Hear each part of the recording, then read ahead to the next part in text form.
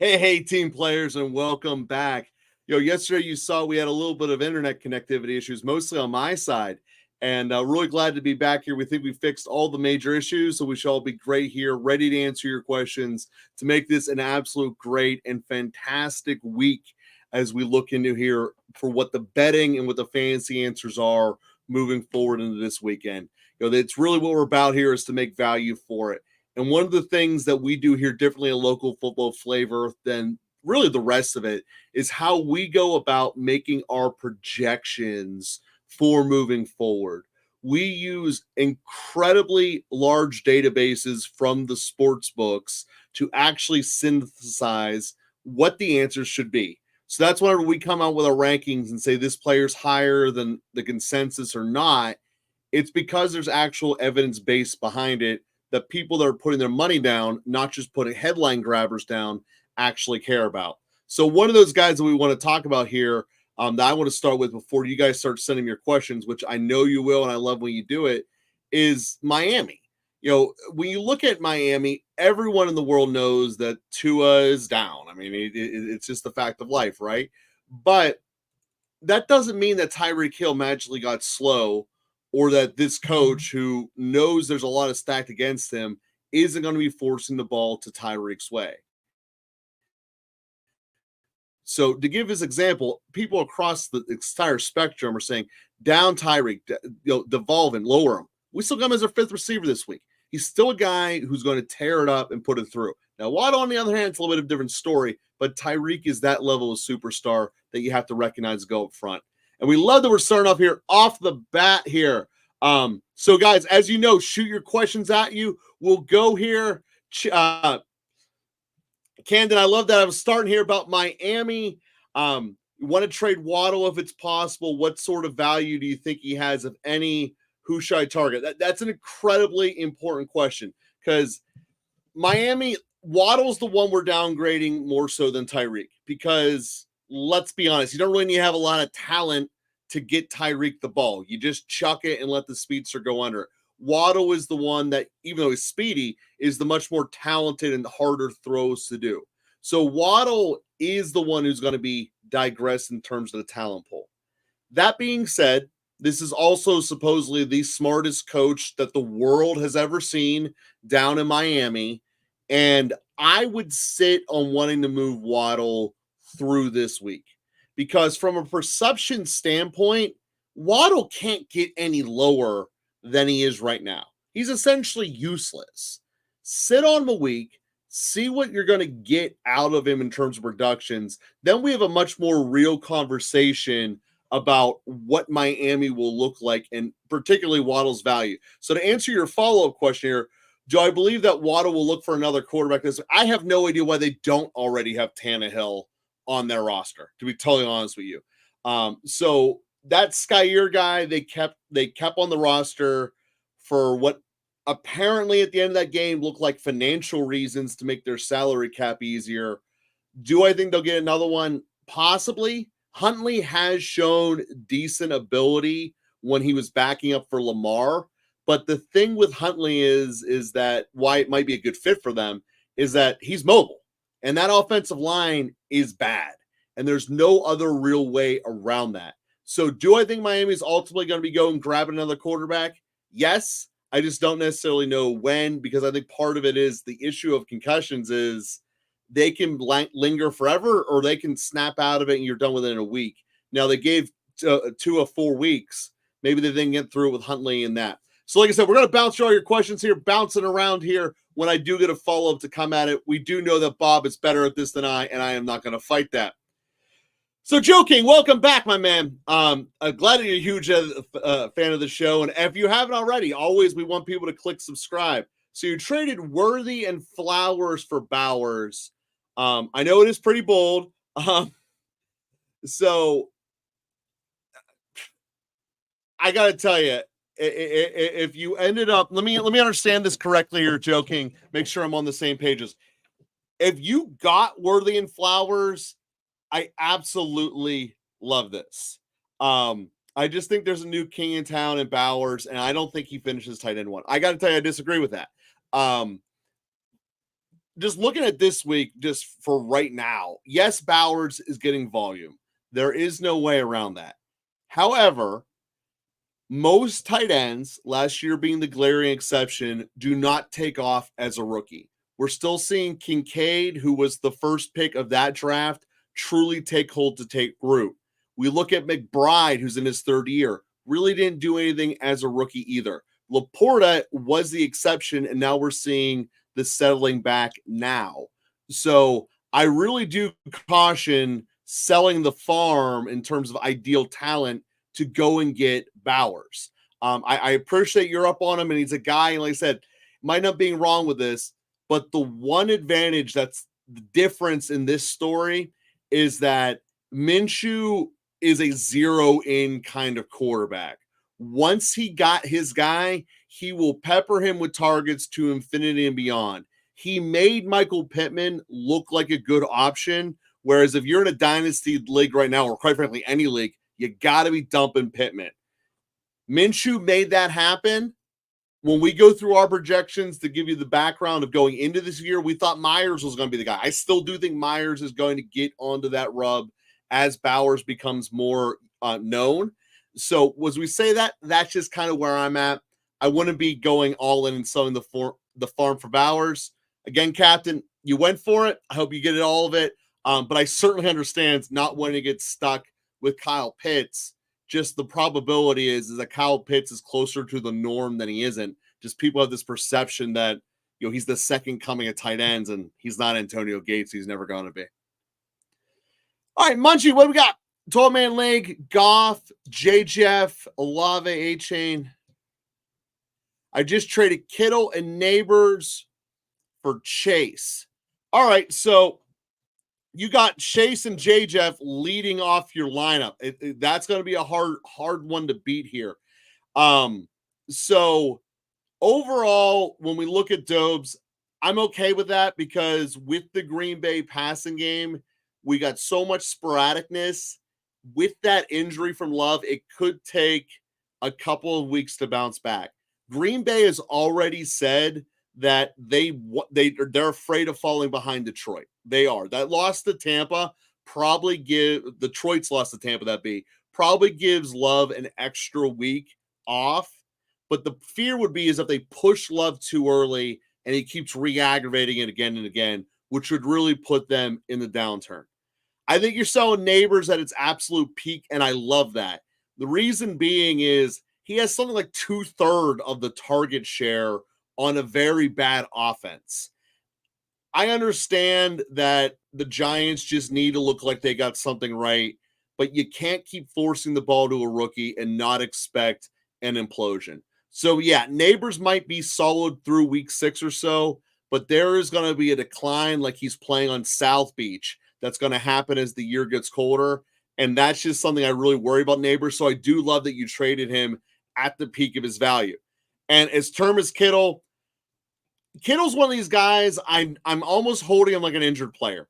I know that he's not giving us what we want right now, but as we get closer down the year to the playoff hunt, in the real-life NFL playoff hunt, they're going to start letting him off the chain more and more. I do believe this is Kittle's last season, and they are saving him for the playoff run. So all in, yes, I love that you got Chase in this. Chase and J. Jeff, we look at two teams here that are dependent upon throwing the ball.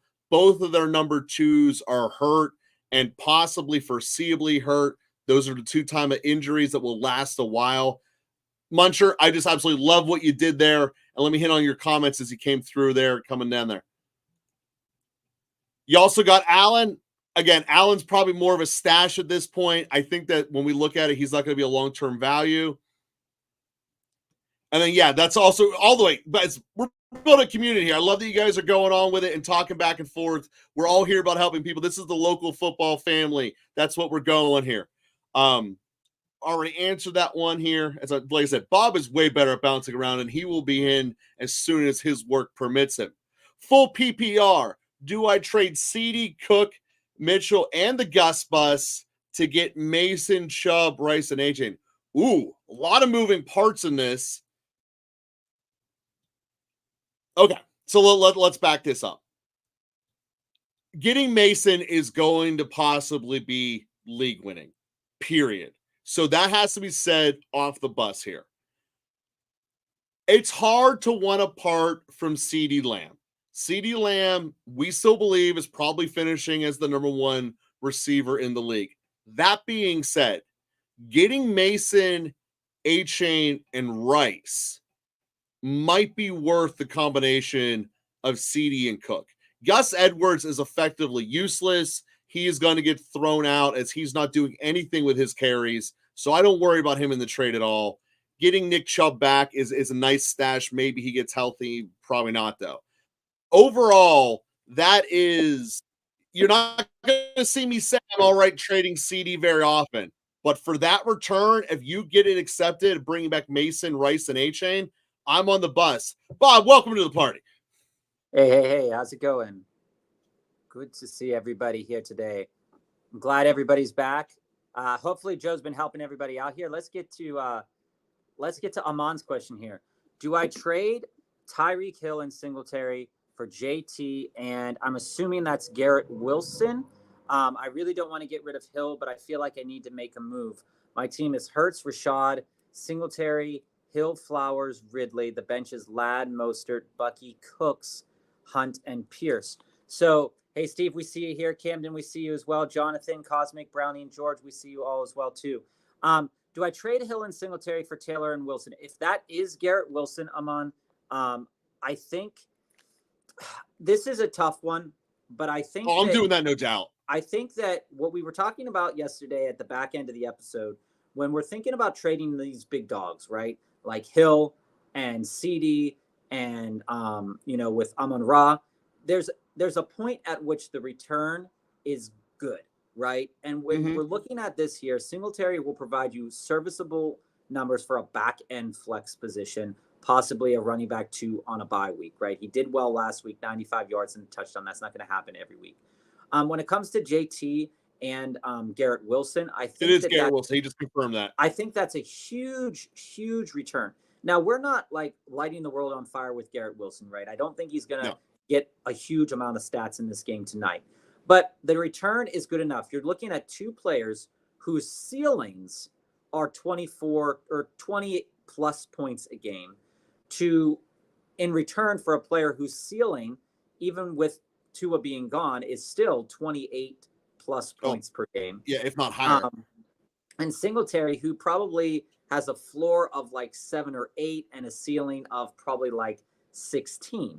So you're really getting a lot of value back in this trade. I think I do it because it makes your team stronger, especially considering you're starting Rashad right now. You're probably, if Rashad's hurt, you're moving Bucky Irving in there. You're getting back JT. That solidifies your major upgrade your running back. It solidifies your RB1, and it doesn't really weaken your wide receiving core because you still have Flowers, you have Ridley there, and you have Ladd and Cooks. I think this is a good way to make your team infinitely more strong when we consider how this is going.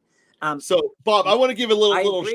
I agree, Amon, that I think JT will be fine. This offense is an offense that will come together. I don't trust AR right now, but when it comes to Jonathan Taylor, he's going to be involved. Last week, 12 carries, 102 yards. That's really nice. He just needs that touchdown, kind of like a Najee kind of guy, where you just need that touchdown and kind of break that mold, get you over that 15-ish points a week.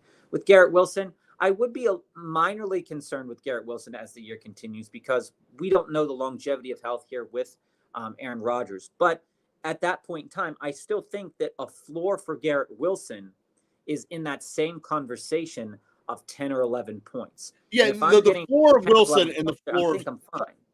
Yeah, So let's floor of Wilson and the floor of Tyreek are not that far apart. Bob, I'm trying to fix my internet here. A part of it might be connecting with you because it was working great here before. So give a little aside here. Shout out to all the team players. One of the things, talking to another content creator who does a lot of live stuff, he asked me, so why did your internet go so slow? I was like, I have no idea. He asked how many comments did we get? And we were obviously getting tons of comments. We love it. We love all the questions you guys are giving to us. And then he turns and asks me, he goes, well, do you got any background programs running that would be looking at the comments? And long story short, because in general, grammar is not our big thing. Grammarly was slowing down my computer trying to correct the way the comments were written. That's why my internet went down yesterday. So hopefully we're able to get that back up and happy and keep it rolling. So Steve. All right. Steve here. So Steve, flex one, Ford, Zamir White, Steele, Amari Cooper, half point PPR. Also, do I start Henry tonight or pick up Fryermuth or Parkinson? So thanks for the love, Steve. Here's my opinion.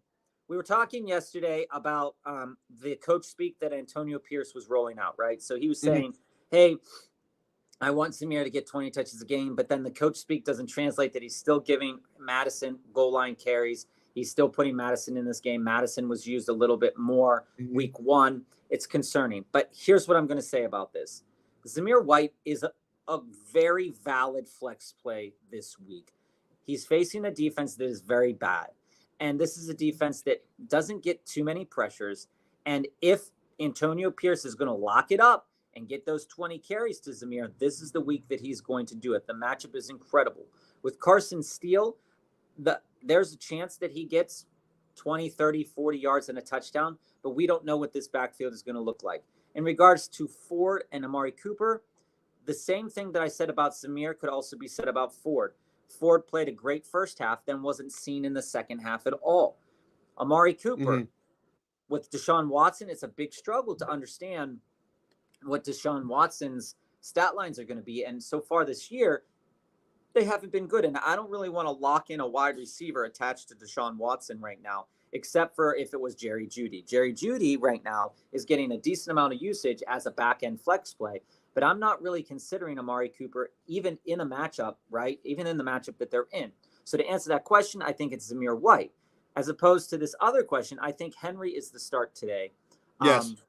Henry has looked good. This is an offense that is going to the New England offense is probably going to get locked up pretty tight on the outsides with these wide receivers. And so the only translation to that I see is more ground and pound with Ramondre Stevenson and also attacking that middle of the field with Hunter Henry. And by the way, CJ Mosley is also questionable for this game.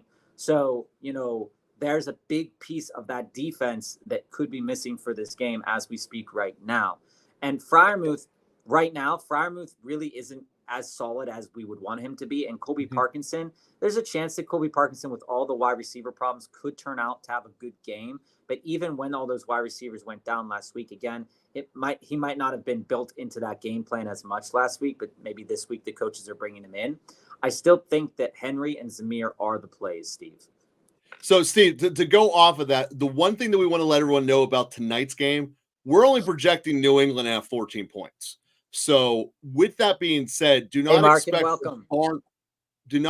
a barn burner from New England's any of them really whatsoever. If we had to put our props down, it would be that it would be Rashad or Stevenson and Hunter would get the touchdowns tonight.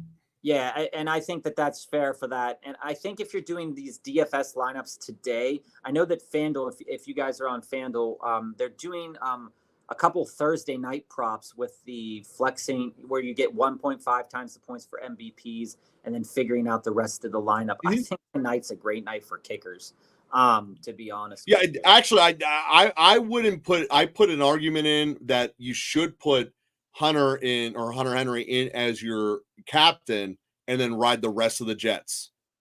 No, that's a very valid point too. All right, looking at my bench candidates, do any of these guys have any trade value or guys to hold? I have Addison, Cooper, Jaden Daniels, Eckler, and Ferguson. So a hold for me is Ferguson. I think that Ferguson right now has minimal trade value. And when I look at Ferguson, if he comes back fully healthy, this is a Dallas team that is going to need to use him. I mean, this Dallas team right now is struggling in some capacities and is concerning. But I think that Ferguson, once he comes back, I think it will be great. Eckler, I think, is a hold as well. Eckler right now, I don't know if you do end up trading Eckler, he's going to be one of those back end fill-in pieces for a guy struggling with running back right now. Cooper and Addison don't have any trade value right now. Addison with the injury potentially coming back, out of the two wide receivers at this point, if somebody were to trade me, Addison or Cooper, I'd rather have Addison, even with him being injured, because Sam Darnold has proven that he can move the ball down the field. Jaden Daniels, I think, is your biggest piece that is worth trading if you have the capability to trade him. So if you have the capability to trade Jaden Daniels, I think he's worth trading, Camden. And when it comes down to who I would trade him for, I think that Jaden Daniels would return you probably right now a solid number one flex and possibly a wide receiver 3, if not better. So, I'm looking at, when I come. Oh, I'm starting higher than that, Bob. I mean, I'm going to start shooting for someone who can really blow up but hasn't yet. We're talking about a King Henry type. Someone who has the potential there. Maybe even Swift. Swift obviously being a lower tier. Wow. Dude, here's why I like Swift, because they know they can't throw the ball in Chicago. Love you, Dark Side. But Chicago can't throw the ball. So Swift is going to have to become a bigger part of the offense. And that's just a fact of life. So Swift is one of these guys that I think does have appeal. Henry, I think, has the most appeal. And again, knowing that all of these guys are on your bench, you also could pair it up with someone who's suffering maybe Miami fear with Waddle, and try to do a combo Addison Cooper trade. So quite frankly, take Waddle back, because Tua's not going to be out forever. I'm not really buying Waddle right now, but I'll tell you a couple guys. Oh, I am for the price of Cooper. I'm telling you a couple guys. If I was trading Jaden Daniels and I had the ability to trade Daniels, I'm targeting the owners of, let's say I'm going after, I want to move Daniels. I'm looking at the owners of Brock Purdy. I'm looking at the owners of Patrick Mahomes. Even though Patrick Mahomes is still a credible, he's one of the best quarterbacks in the league. From a fantasy perspective, I'm going after guys that maybe the guy who has Stafford and maybe didn't pick up Carr off the waivers. There are a couple quarterbacks right now and the reason I say that Jaden Daniels' value isn't based upon how he's been playing, but it's based upon the capital that's been distributed throughout the league. So like right now, Love is about probably 1 to 2 weeks away from returning. So you can't really maximize your value there. Everybody else's quarterback situation, maybe outside of Joe Burrow, everybody's pretty solid. The Josh Allen owner, the Hurts owner, the Kyler owner. You might be able to go after the Dak owner, right? And this is why I bring this up. So if you don't currently have Dak and you go over and you look at the Dak owner's team, you're probably going to find a solid flex play that they have on their team and a solid wide receiver 3, wide receiver 2 kind of conversation. And you can start building something up from there, because Jaden Daniels, and this is the problem. Hey, Brad, welcome. And this is the problem with trying to trade a QB2. A QB2 only has value if there's multiple starting quarterbacks flailing and failing. Yeah, that's it. So Jaden Daniels' value is super high, but the only set of quarterbacks that were drafted as starters that aren't currently meeting expectations and are not currently hurt and out would be Dak and Joe Burrow. Everybody else, and even Patrick Mahomes, isn't meeting it, but like in that regard, that is something that I would be concerned about, because if you're in a 10-man or 12-man league, like I said, you might get the Jared Goff owner who might be disappointed, but already they might have backed it up with Baker Mayfield, because when you're drafting Jared Goff, you were most likely drafting 2 odd style quarterbacks. So you were probably chasing it. You might even want to target the Caleb Williams person. So maybe they drafted Caleb Williams and also Brock Purdy, and maybe they're not happy with what's going on there. And Caden, as we'll depends on who you're offering him to. I think you could get more if you offered him to a Trevor Lawrence owner, for example. But I think you'll get less if you were to offer him to a Patrick Mahomes or a Dak Prescott owner. So to go through this, Caden, I would go through Daniels would be a guy I want to hold on to, because there are going to be more quarterback injuries coming down the line. Bob just gave you a very good value of why you can't move him now. So I would have him as a hold. And the 2 that I would want to move would be Cooper and Anderson, or Addison rather. That would be the direction I would want to go with it. So Joe, the reason why he's thinking about trading Daniels is because he has Stroud. So, No, I there's understand that, but he's still a hold. If Stroud goes down, or even if he doesn't, Anderson could turn it up and go through there. It's a 10-man league. You're not going to really use your second quarterback all that often, and they're going to be there. You have a guy who could be a lottery ticket in Jalen Daniels. I would sit on him because you're not going to get any value for him moving him, as you just outlined. Until major quarterback injuries occur, again, I'd sit on him and then use him as a hold. Long story short. Yeah, it just really, like Camden, it really all depended on your league makeup, because right now the 10 quarterbacks starting in your league are CJ, Jalen, Josh Allen, Kyler Murray, Dak, Lamar, Burrow, most likely, Mahomes, and then you might have somebody right now who's starting. Anthony Richardson, and then you probably have one of those five, like I was saying, like the Baker Mayfield type quarterbacks that are playing really well right now.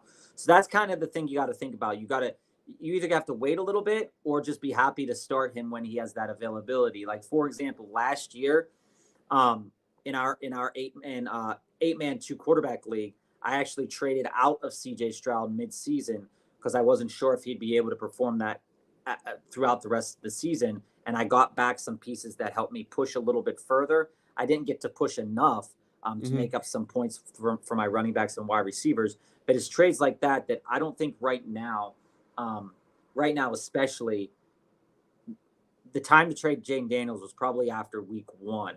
Oh, see, I disagree. I don't think we've approached the time to trade Daniels yet. To the Jordan Love owner, Joe. That's possible. But someone else is going to go down. That's the thing. It's the NFL. They're going to go down like crazy, and we know that. So, Jonathan here, talking about Garrett Wilson tonight. I look at this and say, don't expect a big return out of Wilson tonight for a couple of reasons. Rodgers is looking old. There's no way around that. I'm not ready to say he's completely washed out yet, but I am saying that everyone who wears gangrene knows that if Rodgers gets hurt, their career is over. So that being said, we're projecting them to win by 9.5, basically 10 points tonight. They're not going to be flinging the ball around, especially in the second half. So when you look at this, I don't see a realistic pathway unless Wilson goes off early that he's going to really blow up the world on fire. This is not going to be Russell or Rodgers chucking 30-yard bombs in the fourth quarter. This is going to be Rodgers handing it off, letting his defense give him a win when he's up by 2 scores. On the record, we also think it's going to be a low-scoring game tonight. So when I look at that, Jonathan, Garrett Wilson is in a tough situation. It's almost reminiscent of what Adams out in Oakland was doing for a couple of years. An immensely talented receiver, but flat out a system that can't get him the ball. Granted, different reasons, but that's the political fact behind Garrett Wilson right now. And until they either A, start feeling that they need to win out to make the playoffs, like dropping some stupid games they shouldn't, which, hey, maybe they do tonight. Personally, always rooting for the Jets to lose. But realistically, you're not going to see them start forcing the ball to Garrett Wilson unless they absolutely have to, because Rodgers' body is only used in case of emergency. And that's where they're at. And to build off of that too, we were talking about this, and you can basically go back to the beginning of like Thursday night being a thing, right? And these Thursday night games some games have gone really well for quarterbacks, but there are many games, particularly this season, and there were a lot of games last season, where big time wide receivers didn't always show up in the ways that we thought that they were going to show up. Now with Wilson, he does draw Christian Gonzalez as his matchup. DK Metcalf on a bunch of plays last week did scorch Christian Gonzalez. He's a good cornerback.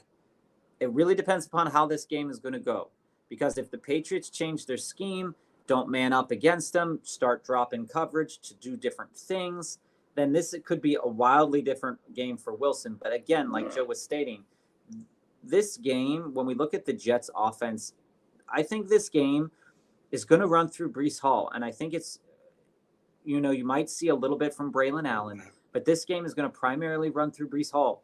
And there's probably going to be a decent amount of play for Wilson, probably a good amount of play for Allen Lazard, because that's somebody who Aaron Rodgers, for some reason, really, really likes. And I think that you could probably see like some weird stat lines in this game, like a 4 for 50 for like Garrett Wilson, and like a 5 for 60 for Alan Lazard, because it's Thursday and Aaron Rodgers likes Alan Lazard some days more. But I don't think I'm investing in this game. It could be that Aaron Rodgers throws for 185 yards, a touchdown, and a pick, but that's not something that I'm excited about. No, and that's not going to win you any weeks doing that. The other, like I said, the other part going to how defenses work, particularly on the road on Thursday Night Football, they tend to settle back a lot more into their base zones, and that's how they go about it when they're doing it. So George here on your next question. George here on having a battle there, should I trade Mason for another running back? If so, who I don't think you should be moving Mason. I'm not convinced Run CMC is going to give you any competition on Mason before Halloween. So I would sit back here, ride Mason for a number of wins, and not until we start getting reports that says, because he's on the IR. You have to tell them when they start practicing. That's the 3-week window of McCaffrey coming back. Not until that happens would I even consider moving Mason. Well, even if you can get CD and Tyreek. I'm going to agree to disagree with you on this one, because yesterday when you were dealing with your internet troubles, there was a really nice trade that popped off the board, and it did involve Mason. And one of the things that we talked about was, right now he's locked into that every down role on an offense that is a really good offense. From an efficiency standpoint, the line is great and whatnot. Last week was a disappointment. They should be better. But I will say, if you are going to trade Mason, and this is just an if you are, and you've kind of motivated yourself, because George, you basically got him for free. That's the thing. That's the piece to consider. You went out there, you got him off the waiver wires. He was free to you last week, right? So to me, if I am going to move Mason, and this is what we talked about when we were talking about, do I go out and get Christian McCaffrey, or do I go out and get in the draft when we were saying Christian McCaffrey versus Breece and stuff? If I'm moving Mason, I would want him to be part of a deal that could potentially net me a great tier of running back, and also a running back who's scheduled towards the fantasy playoffs is going to be fairly relevant, right? So, without looking at any schedules right now, I'm just kind of spitballing right here, is that if I could go out there and put together a trade for Breece or for Bijan or for Gibbs, and I had to involve Mason in that trade to get that done, it's something that I would really consider. If I could go out there and I could get and my team was doing well, right? Because I know your team, wins have been tough this year. But if I could go out there and use Mason to go and pull off, because George, you and we talked about this, and Joe talked about it as well. Even when Christian McCaffrey returns, with the injury that Christian McCaffrey is experiencing right now, there's going to be plays for Mason, but maybe not so many blow-up games once Christian McCaffrey does come back, if he comes back. And we also mentioned this the other day, is that there's no guarantee that Christian McCaffrey is going to come back, depending upon... And that's why I don't want to move Mason. Depending upon the lineup, or depending on the record. But what I will say is that if you do want to move Mason, I wouldn't move him this week. I would try to, we recommended, if you did want to move Mason, the trade would have to be absolutely unbelievable for me to want to trade Mason right now. When I talk absolutely unbelievable, that's like, and Joe, you missed this too yesterday when you went off. Somebody was about to trade CD, and the trade was like elite level trade, right? If I'm trading Mason right now, it's got to be in a blockbuster elite deal where I'm returning pieces that are going to be valuable for me for the long term, particularly for setting me up to get into the playoffs and then move past the playoffs. So and I don't think you should move Mason at all, for the simple fact that I think he already gives you that. Mark and Sales, I read that wrong. Apologize for that. Sales on my brain, as you can see all the shit behind me. Rodgers, anyway, Cousins, man, Darnold. our roster right now has, for week 3, has Darnold as the highest of this collection. Darnold is rated as our 15th quarterback this week. So none of them really being world beating. Cousins just a couple ticks behind that. But as I said earlier, definitely do not play Aaron Rodgers on a short week. Just 100% take out your game plan. Kind of a toss up between Darnold and Cousins. The math leads Darnold, but that's basically a dealer's choice. The math leads Darnold, and this game, with the Texans, Caleb Williams is garbage right now. Yeah. But against the Colts, let's go back to week 1, right? So Anthony Richardson went off 9 of 19 for 212 yards, 2 big long bombs to Alec Pierce, 2 touchdowns and an interception. I realistically think the way that Darnold's been playing this year, I think it's very fair to say that a nice Darnold stat line for this game, because I don't think that any of these quarterbacks is going to go like ham on anybody. But I think a pretty nice stat line for Darnold will be like 230, 2 touchdowns, and maybe a pick somewhere in there. And I think that's a fair assessment for Cousins as well. But I think that Darnold has that chance to maybe get a 3rd touchdown in there, or maybe do something with his legs that Kirk Cousins wouldn't be able to do. So I think that he's the highest ceiling out of this group, even knowing the matchup versus the Texans. And even that game could be, that might be a back and forth. The only question mark to Darnold would be, to me, is how healthy is Justin Jefferson? Because if I'm rolling out Jalen Nailor and that's the only piece of this offense, then I'd be moderately concerned with Darnold. And then on that point of how the game scripts are going, both of them are projected to be back and forth games where all 4 teams involved. Hey, Sebastian. So right, let's get to some more of these questions we have. Brad, let's jump into you because we are getting a little bit behind here, Bob. All right, Brad, would you trade Lamar, Ford, and Devonta Smith for Dak, JT, and DJ Moore? Flat off the top, no, I wouldn't.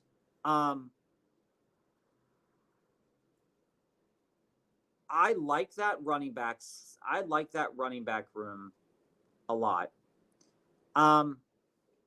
But here's the problem. You can't downgrade at 2 positions just for Taylor. You just can't. DJ Moore is basically a bust waiting to happen every single week on your ESPN ratings. And Lamar might have to run every single game with how bad his offensive line is playing. So I want to stick with Devonta Smith and Lamar just for the simple fact that DJ Moore is the prettiest bomb that's entering every single lineup here. He's a I cannot describe enough how much you should not have Chicago receivers on your team. Joe, let's not beat that dead horse. But the questions keep coming up. I have to keep beating it. I will say this, Brad. If you want to go out and, because what this trade looks like to me is basically what we were talking about the other day, is an even out trade kind of deal where you're trying to even out at positional value. You're trying to make it so you're like, oh, well, if I trade Lamar, then I want Dak back. If I trade Ford, then Ford plus Lamar equals Dak. To me, there's just a lot of evening out in this deal. And for us, Lamar is one of those guys that, and everybody in the chat can also chime in here on Brad's question here. The reason this trade just really doesn't work is that, yes, you're getting JT right there, which would make your running backs stronger, but your wide receiver room, right now you're starting Amon-Ra, Devonta Smith, Rashee Rice, and a combination of Waddle or Brian Thomas Jr. When we're looking at point distribution, right, and thinking about your flex spots and all the positions on your roster, there's a chance that Dak could throw up a 30-point game because he did last year. And Lamar, there's a more likelihood that he gets that through his legs, right? But when I look at this team, you got Bucky Irving, who might slot in this week and is definitely a starter if Rachaad White is not playing this week. You have Zamir White, who, if the coach speak is correct, could end up being something for your team. And you have Charbonnet until Walker comes back. Maybe Walker comes back this week or not at all.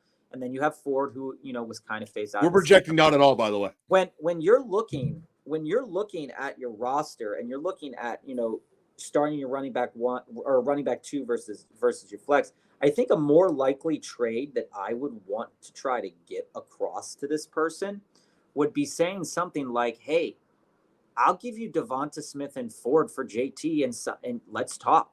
Let's talk. Maybe you want Rashee Rice instead of Devonta Smith. Rice and Ford for JT." I think right there you get the conversation going a little bit more, because I think it's too much. I think you're taking on a liability with DJ Moore right now at this point in the season. And it's a liability that you don't really need to take on, because Devonta Smith isn't a liability No, right he's now, not. especially with AJ Brown. We can see, and there's a his pathway for him to stats put out up there 22 this more. week. And Ford is still a relevant piece of this offense, despite him being phased out in the second half. He's still a relevant piece of this offense, whether how many points a week that relevancy is going to hammer in. But right now, you're probably starting in your flex. You're starting Amon-Ra, Devonta Smith, Rice, and either Waddle or Brian Thomas Jr. in a flex. And then if you have two flexes, you're probably flexing Bucky Irving or Zamir White. I think your team is fine right now not to do this trade. But if you wanted to do it, I wouldn't involve these quarterbacks at all. I wouldn't involve these quarterbacks at all.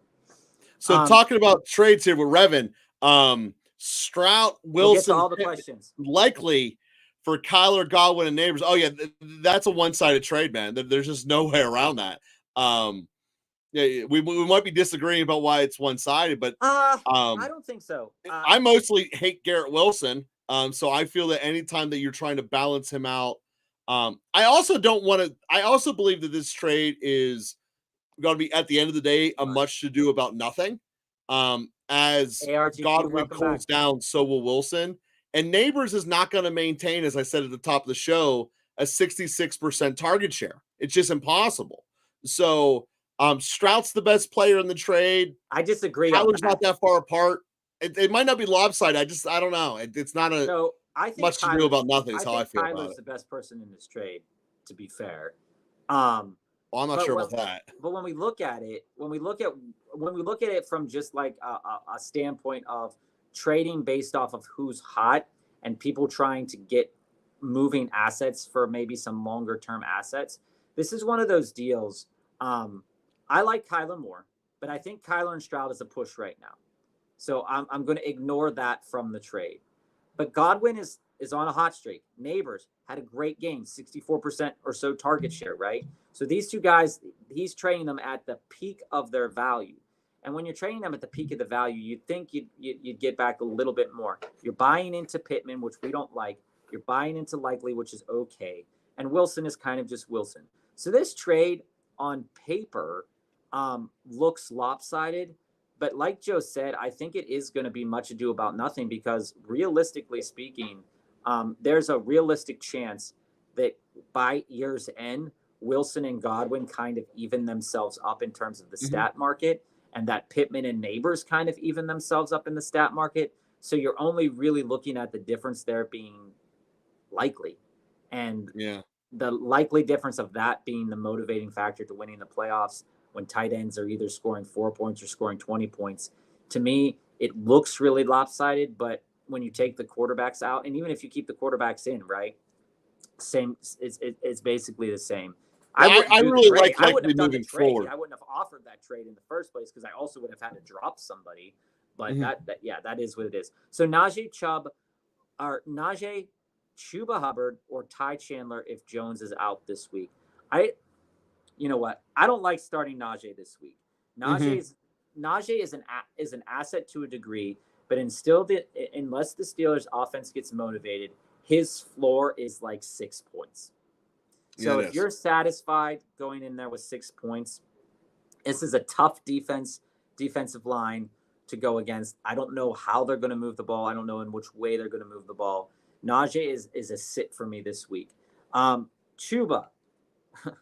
When it comes down to Chuba, I think that Chuba is also a sit this week. Yeah, this is 3 bad choices at the end of the day, dude. And I think if Aaron Jones is out, Ty Chandler has to be the play, realistically speaking. If he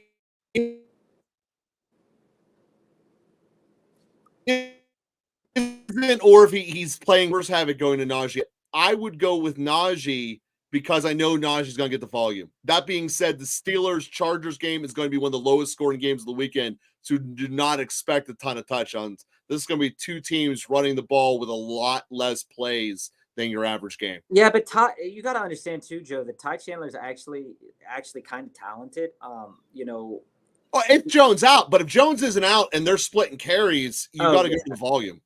Yeah, I mean, he looked good in what he was given. So, Camden, I like keeping Eckler with the upside. His workload decreases. I could look at the Burrow or the Dak owner. Yeah, neither have a backup. Maybe they don't want one, but maybe you could get something rolling with that. I think it's really, like Joe said, keeping Daniels is smart, but also to the degree in your league, it doesn't seem worth it to keep a backup quarterback because most people aren't keeping them. You are having the best one, but again, there's probably Derek Carr on the waiver wire or something like that, and somebody would rather go and drop a piece from the waiver wire than go out and trade a huge asset. That's why I just think right now, unless you're in a league that's 12 team or 14 league, Jane Daniels, or they're really struggling at the quarterback position, I think that that's something really to think about. So Joseph here, Nico, Waddle, Zamir for James Cook, Devontae Adams, Kyle Pitts. I lost Pacheco, and I also have Amon-Ra. So we were talking a little bit about this yesterday, Joseph. So I'm glad you're back today. This is one of those trades that, like we were just talking about with the other trade, this is kind of, for me, there is two players in this deal that I really want. I want Nico and I want James Cook. The other player that I really want in this trade, but he's not pushing the needle for me, but I do want him, is Devontae Adams. The other players in this trade with Waddle and Zamir White and Kyle Pitts are kind of, not really crazy. So, yeah. But what I see in this trade, and while I say that I love Nico Collins and I think he's elite among the elites right now, I think this is a safe enough trade to make in order to return yourself a running back, because we know Pacheco's not coming back in any way, shape, or form unless the playoffs hits and his leg magically has healed up. But what I also want to say is you are giving the best player in this deal away. You are. So is it fair? It is fair, but also I don't really want to take on Kyle Pitts. So if you can motivate the owner of Kyle Pitts to give you why don't you see if you can do it if you take out Waddle and Pitts? Save Waddle for a rainy day. See if you can do Miko and Zamir for Cook and Adams. Hey, Bronson, that's how I would look at doing that differently. Yeah, I just think that right now, it's just wild right now to want Kyle Pitts. Just the performance, even if you think, oh, he's a starting tight end. I mean, he's just not playing the way that we need him to play. Now, George, that's right. When it comes to tight ends here, I absolutely despise these injuries to hamstrings on Thursday because it closes off your ability to hit the waiver wire hard previously, because all these injuries they're not going to get the out designation, if it is an out designation, until much later. So you can't put them on your IR spot in most leagues. And this is just flat out sucks. If he doesn't play, this is the order that I take these tight ends. I take Gesicki, I take Jonnu Smith, I take Akinakwo, I take Ertz, and then Schoonamaker. That's the order of the tight ends here. Gesicki, if that touchdown that was a touchdown that wasn't called a touchdown was called a touchdown again, he would have been the leader in the clubhouse for week 1. He had a good week 2. When we look at the games, and we look at just in general the coverages for the Bengals in that game that is coming up. So I want Cincinnati here. Hold on. All these matchups against the cornerbacks for Washington are plus matchups. And so if all these wide receivers are getting plus matchups and they split Gesicki out wide for a couple of plays, he's all of a sudden got a plus matchup. I think it's very easy to say that there's a pathway for him to have like a 4 for 60 with a possible touchdown type of game. And I think when you look at all these tight ends, I think he's the best of the bunch. Yeah, of that group. So, George, Bob and I ultimately disagree upon the order, but we agree upon Gesicki's the top of the list.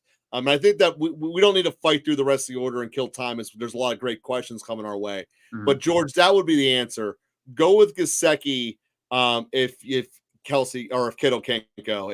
This tight end world is rough. And we invested a lot in Kittle and Ingram in the offseason, which are the two poster boys for Hammy screwing you Sunday morning. I may have asked this yesterday, but would you trade Ramondre for Garrett Wilson or Ramondre for James Conner? I got Stroud, Gibbs, Ramondre, Etienne, Chase, Nico, Waddle, and McBride. So here's where I fall on this one. I think that after this week's game, you could probably even trade Ramondre for something even better. I think that Ramondre right now, the way I see it this week, Ramondre is a definite play for me tonight. Now, he could. I mean, there's always the possibility that players throw up a stinker, but the metrics of what this Jets defense can do with, on the against the ground game, it's not really exciting me much to not play. And you're also more likely to tire out on a Thursday night, less rest coming into it. There's a lot of answer for Ramondre there. Cam, what I would want to know from you about this trade is what is the end goal? Because Connor and Wilson are radically different. If you're looking for just getting points on your team and you're going to play them, Connor would be what I'd recommend. But if you're looking to get an asset to then double spin into another asset, I would go Garrett Wilson because his name cachet is so much larger than Connor's. You could get Wilson and then turn around and turn him into another piece much more profitably than you would with Connor. At the same point in time, Joe, I think that right now you have Waddle. I think right now, when you're looking at your team, I think your lineup, especially if you're a one flex team, you're starting Stroud, Gibbs, Ramondre, you're starting Chase, Nico, and if you're a 3 wide receiver league, you're starting Waddle and Etienne's your flex. I think that is more than solid enough to win a week this week. And yeah. So that's what I'm saying is, what do you want to do in the long run with this? Is this a guy who's going to be your starter week 8, or is this a piece that we're going to move to get something bigger? Because that's going to really impact what I want to do with this trade. Yeah, because I don't really want to trade Ramondre right now. Because even though he has the opportunity to, just kind of lame duck us at certain games this year because of the way that New England will play, there's a realistic shot that maybe, we all thought that Ramondre might have the year last year, but like we were talking with but he got tired. He got hurt. At the end of the day, New England is still projected to be one of the 5 lowest scoring teams in the league in real life. So therefore, you're not going to have all the touchdowns out of Ramondre that you'd want. So Miggy here, my opponent has Aaron Jones starting and only Braylon on the bench. If Aaron Jones is very limited or doesn't play, should I start Ty Chandler over Rachaad White to kind of assure there's going to be points? So here's how I follow on this. I think come Sunday morning, I would definitely look at what's going to happen here. But I will say that even when we look at Sunday morning, if Rachaad White is playing, I think Bucky Irvin might be taking the job anyway. There is so much inefficiency. Okay, so let's go back a little bit here. Let's go back to what we were talking about Devin Achane a couple weeks ago. When we looked at Devin Achane walking into this Thursday game, there was a couple people that, some people were hesitant on starting Devin Achane, and we said, the injury, he is basically the only running back they have. Jalen Wright could come in and slide in if Achane isn't going to play, and Jalen Wright might have a good game if Devin Achane was out.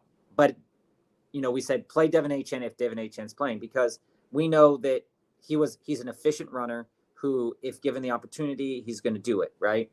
I also questioned if the opportunities were going to be there based upon his, the way they used him in the games prior.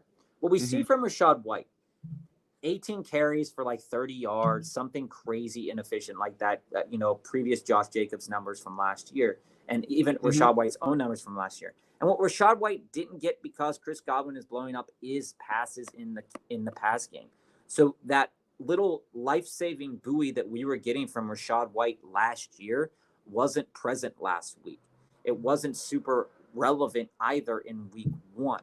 So if it were me, and knowing his inefficiency and knowing that they're probably preparing, and here's the other part of it. Last week, with Devin Achane, they prepared Jeff Wilson Jr. to be a main piece in that game, and then he ended up getting hurt. He ended up getting hurt. Yeah. And then, then it went back to Devin Achane because it was clear that Jalen Wright probably wasn't ready yet. Well, Bucky Irving is ready. So if Rachaad White hasn't prepared for a full game, I think that I can't even if he plays, even in a plus matchup, I still don't think that I can start him. So, I think that if Aaron Jones is out and you're stashing Ty Chandler on the roster, I think it's very likely that you'll probably be starting Ty Chandler over Rachaad White come Sunday. And, I'm not super nervous about it because of what we saw from Rachaad White. Like it was bad, like really, really bad. So that's kind of the answer there on Rachaad White. I mean, everybody wants him to be the guy, but he is. No, he's losing his job in real life. And that's something you really need to consider going in here. Sorry about that. Oh, we both put the same one there, Bob. Hold on. George was thinking Derrick Henry.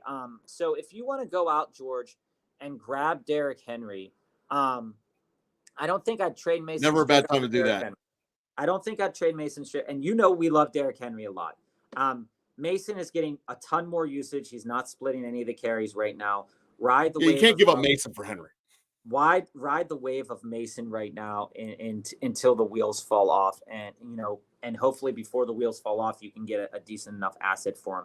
Because, like I said, again, the joy of Mason is because Run CMC is on the IR. They have to declare when they're resetting his window to practice. You're going to have at least the 2 weeks heads up that it's time to get rid of him, and you'll be able to make that decision then. Like I said, until then, ride the lightning. And this goes back to what happened to JT last year, right? Many of us rode the lightning of Zach Moss or benched him and got burned by it. But we rode the lightning of Zach Moss. When JT came back, JT took over his regular JT duties, but his injury is not the same as Christian McCaffrey's. And with the tendonitis, especially with the Achilles tendonitis, there's a good chance, and you can watch these doctors' videos on TikTok, there's a good chance that this is going to be lingering, and Mason will be worth a definite hold there.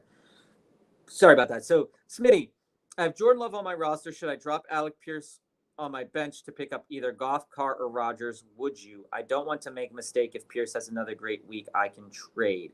I think right now you could trade Alec Pierce right now. That's what I would do. I think that you could trade Alec Pierce right now to open up a roster spot. And here's how I do it, Smitty. So as we see all the talk coming in, you don't have a backup QB. You only have Love, and you hate for Pierce to be last year's Adam Thielen, where isn't a flashy name, but ends up being a solid wide receiver. And your bench here, Smitty, is Terry, Amari, Pierce, Kareem Hunt, Thomas Worthy, Chubb on IR. Here's where I fall on this. And I know Joe has a lot to say about it as well, and we'll get to all the questions coming in here too. QB's available in the league. You have Love, and there's Goff, Carr, Geno, Herbert, Watson, Caleb, Rodgers, Kirk. So the ultimate goal here is a 2-to-1 trade, Smitty. That's what we got to try to struct here. The way I would come back and do it is looking at those receivers as Bob throws them back up on the screen here, is I would pair Pierce and you had Scary Terry or Cooper. I would go Pierce plus two of those three of that triangle. Really, which ones are kind of irrelevant, and go get me an upgraded receiver there that's better than Scary Terry. That's what Flowers is the one who keeps coming to mind about it, because I do think you'd be able to get Flowers. Maybe someone who has one of the elite receivers that's out. Maybe the AJ Brown guy is willing to give you his second or third receiver. That's the kind of trade I'm looking at here. And then in terms of which quarterback should you pick up, it's either going to be Goff or Carr, just because that's the projection moving forward. Personally, I would lean Goff because his future is brighter, but Carr has had the amazing start, and you can't deny it. Yeah, and both are plus matchups, I believe, this week for both Goff and Carr when it comes down to, everything that we're thinking about in terms of these quarterbacks. But like Joe said, there's a very good chance that you can also throw together something that, along the lines of Kareem Hunt, because you don't realistically know what he's going to do yet. Kareem Nothing. Hunt and Alec Pierce to go out and get, a modest upgrade at a position that maybe you can upgrade yourself into a different running back, and use that extra leftover, do a 2-for-1, use that extra leftover, like Joe said, to get the quarterback on your bench. But if you can't get a trade done this week, the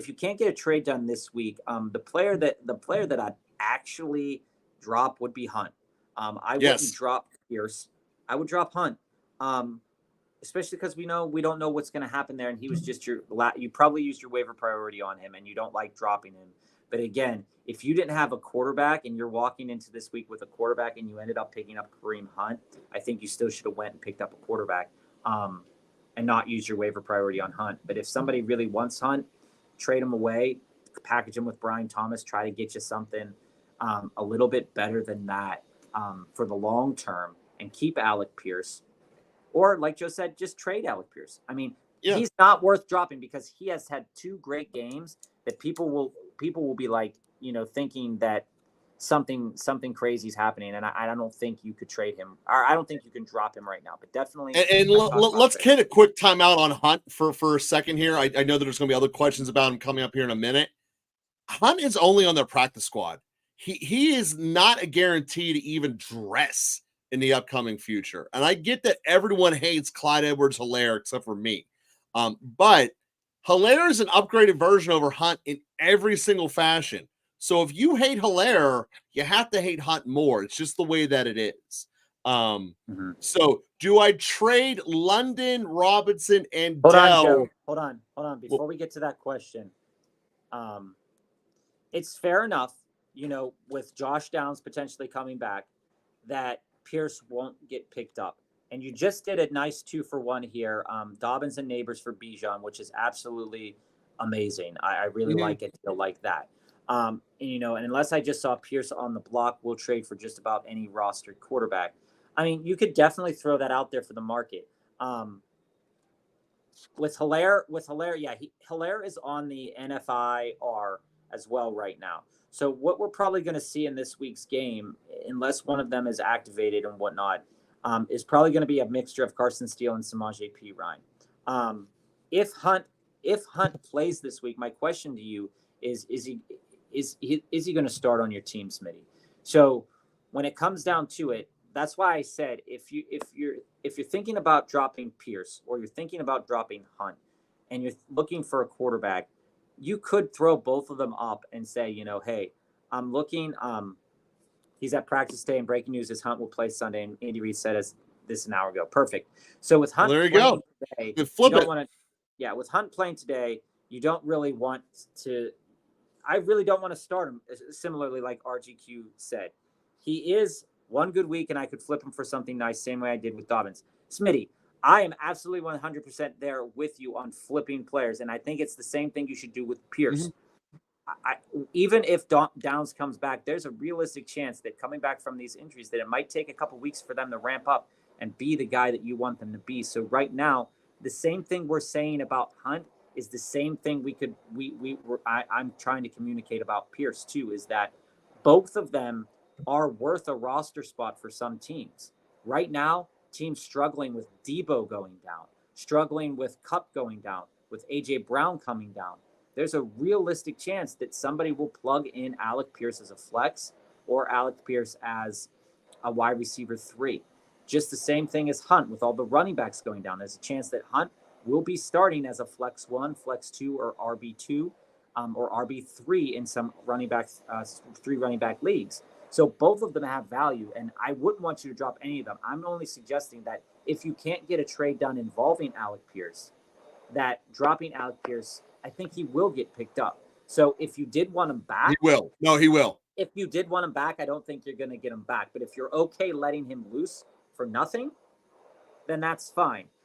But if it's more of you want to get some return on value and pick him up later, I think that you should trade him more than you should drop him. And that's a tricky thing about when we're dealing with these quarterback situations as well. So let's go back up to the top here with Sebastian. Do I trade London? Sebastian was the question we left off on. So do I trade?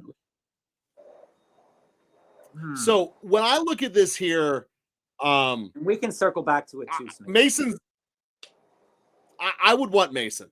When we look at the culmination of everything there, I know that you love Tank Dell. He's a guy that we picked up a bunch, but to me, that's not really even kind of. There's no one on the other side that I think has a chance we'll get to to that do anything what Mason could.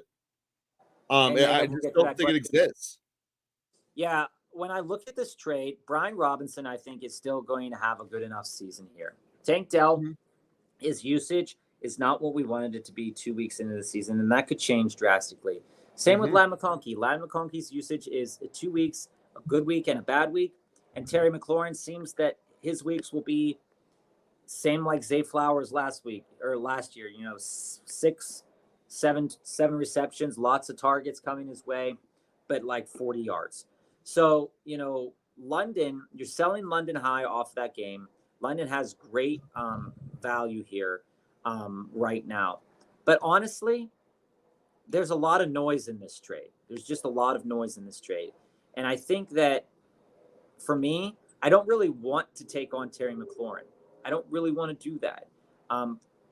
Terry McLaurin right now, I'm a big Terry McLaurin proponent across the whole scope of the season. But right now, basically what you're getting out of Terry is something that Tank could easily put up if one of these wide receivers go down.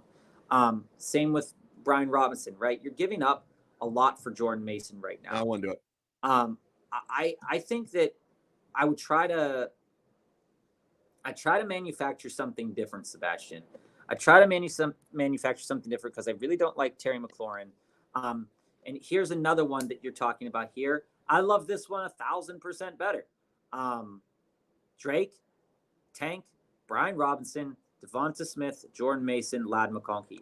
Why I like this one better, Sebastian, is that it kind of protects your assets a little bit more in the off chance that in 4 or 5 weeks, Jordan Mason goes by the wayside when CMC comes back, that you're at least getting a nice return there. And I think it's a fair trade. This is a fair trade.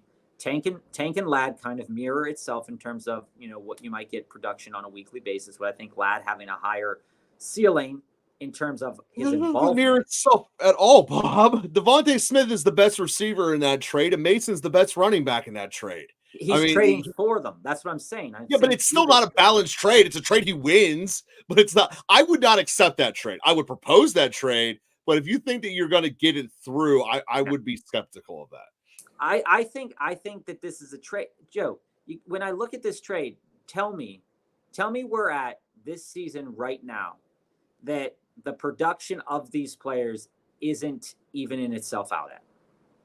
Well, Devontae Smith is going to blow Drake London out of the water. I get that long term, but I'm saying... Oh, you're talking about the date? Yeah, like I said, if you can pull it off the date, this is the problem of only looking in the rearview mirror when you're doing trades, which is something that I want to hit up on making sales is, question here, is because you got to look at what the future production is going to be. Yeah, if you're getting Devontae Smith and Mason, cut that check. Go do that. But there's no, this were my league and I was the commissioner of it, I would be putting in a vote against that trade because I see that as much more lopsided as the one we were asked about earlier today about is this trade lopsided. So on this note, Kareem for Mason, I want to hit this here because this hits at a larger point with the Rams and projections since we're on this topic. When we look at stat lines from projected points talk about that, Smitty and Sergio, to now, only one team is projected to score less points per game than their initial expectation than the Rams, and that is Miami. And that's basically because obviously Tua is out. The Rams are projected to basically have such, I'm not saying it becomes now the world's worst offense. I'm not trying to imply that, but it is certainly set back from where it was. It's certainly much different than what we thought it was going to be week one. That's it. So when we look at this is now an offense that has a lot of fear coming upon it. So do we want to be in a situation where, hey, these guys might not be able to score? And we look at it, they're now in the bottom third in outward projection of points for. It is a phenomenally scary situation. And I don't want to invest in a running back that, quite frankly, isn't uber talented. He's just in a great position behind a line that's broken, that was only protected by a great passing game that now doesn't have receivers. So Kyren is a major get off my roster guy as quickly as possible. I know we were talking about that in the beginning of the week and last week, but yeah, if you're still talking about need to get rid of Corinne, you got to do it as quickly as possible and for whatever diminished returns still exist. But you're still going to get a decent amount of return, because I think that there's still going to be some of that upside touchdown potential that we were talking about preseason. One of the reasons why, but this is also one of those reasons why he fell into the third round in some drafts, and especially best ball drafts, is that, walking into last season, nobody was really expecting the Rams to be super great. And the only reason that, that we were talking about this is that this passing attack was looking really good with Stafford, Kupp, and now with Puka. And all those guys are dealing with stuff right now. I think if I could go out there and trade Kyren for Mason, I would do that. I would go out there and get Mason in that deal. I think that would be a smart decision, at least in the now. But knowing that, Mason hasn't yet had a full season worth of work either. So if he's put into that position, how will his body hold up? All this other stuff. We already know Kyren could deal with some injuries. I still think it's a good enough trade. You're offering a player who, if the situation starts changing for the better, will be good again, for a player who is good now, who should continue to be good on a team that is good. So I think it's good enough right now. I think I would do that. I was able to get Hunt off waivers. What do you think his ceiling is while Pacheco's out? So there's a lot to say about that. And without getting into a lot behind all of the Kansas City backs, is that my feeling is if he becomes the featured back, he could put up Pacheco-like numbers. Oh, I don't know if it's going to be that high. I think it's 80% of Pacheco is your realistic max. But if he is in some sort of split, then what could happen, and this could be devastating, and what RGQ touched on about this three-headed monster kind of, is that, and what a lot of content creators are pushing out there right now, is that Carson Steele might be a goal line guy. Well, not in Kansas City. Their goal line guy is gadget plays. Samaje Perine could be the guy that's out on the field. I think, if he walks into this situation where now I have to look and see, okay, there are four, when Clyde Edwards-Helaire comes back, there are four running backs on this roster. Which one of them get hats? So I'm walking into a week on Sunday and saying, there's a chance that so-and-so might be a healthy scratch. And that's not what I want to walk into in terms of long-term potential. And that's kind of what makes me cautious about this Kansas City game, is because Andy Reid is, despite his players playing well, right, is never one of those guys who, and Patrick Mahomes might think about it, but like in terms of fantasy numbers, yeah, we've had great fantasy stats from Andy Reid, but also we spent how many years with Alex Smith and Dwayne Bowe, and that was not like a thing. So I'm Reid, not sold on Hunt unless he is the featured back. If he has to be, that's right. If they say he's playing, I'm excited for that, but also I'm not immediately putting him in my roster unless I have a problem with my running backs. And that's also a very good point. You shouldn't be rushing to put any of the three into him. The thing with Reid historically is he's very much, you have your role and you do this. And the one that I think is going to benefit the most from all this turnover, obviously whoever becomes the featured back, you'll know it by the end of this game. But the one, they're going to play so much high shell so they don't beat over the top, to basically say you have to run on us if you want to beat us. This is how now you play defense against Kansas City without Pacheco there. So I think Hunt at best, to answer your initial question, is at best 80% of Pacheco. If that becomes the case, you're probably going to see Worthy really get choked out, and Rishi and Kelsey benefit from this, trying to do the intermediate passing game to keep the to just take advantage of it. So that's how I foresee the Kansas City play moving forward. Invest more in Rice, not like you can even invest more, and Kelsey. Make sure they're in your lineups. It's probably a hit on Worthy losing Pacheco. But like I said, I'm not jumping into any of those running backs right now until the rule is clearly defined. And Jonathan asked, should I trade Bowers, Dobbins, Wilson for Jonathan Taylor and Godwin? I don't. Bowers right now is one of those guys, and we can go back up to the top of the chat. But Bowers and Dobbins, okay, right now, at this point in the season, they're, like we were talking about a couple of days ago, they're two of those players that if what we have seen through week 1 and week 2 manifest itself throughout the whole season, will end up top 5 to 8 at their position by year. Wilson will probably end up at the very minimum top 20 at his position by year end, at the very minimum. Jonathan Taylor has the chance to end up top 5 at his position, and Godwin, again, top 12. So in my mind, as I'm looking at this, you're buying into Godwin right now, and Godwin, realistically, Godwin can continue to put up the stats he's putting up for many games throughout the season. He's probably going to have a couple clunkers here and there.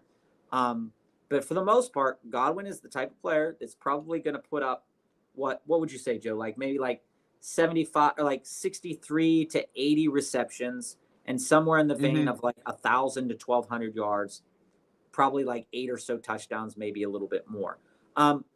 Bowers, the way he's being used, he looks like he's being used in a way that will make him tight end 1 by year's end. Yeah, as I said in the beginning of the show, you do have to worry about the rookie wall hitting him. Although the trade-off to this is that Minshew made Pittman, who is basically an irrelevant receiver right now, a top 5 pick. And he's chosen Bowers and Adams as his guys, much to the chagrin of us who thought it was going to be Meyer. But, whenever you're here, looking at this trade, I want to be on the side that has Bowers on it. I just don't think you're getting enough in return for what you're giving up there when we look at the long term. And on this note, Bob, just give you a program heads up. I got to bounce in about 10 minutes. So just let you know that. All right, so let's get through some of these questions because I also am going to have to get off in about 20 minutes or so. So do I pick up a pivot in case Kittle doesn't play? Yes. It's absolutely important to pick up the pivot, and I think that pivot is Gesicki. Yeah. So that's right. So I only have Coleman to drop for a tight end. Gesicki is available. Now, I love Gesicki, but would I drop Keon Coleman? That's a tough sell for me. That's a very tough sell for me to want to drop Coleman for Gesicki, but I also don't want to take a 0. I also don't want to take a 0 in a week.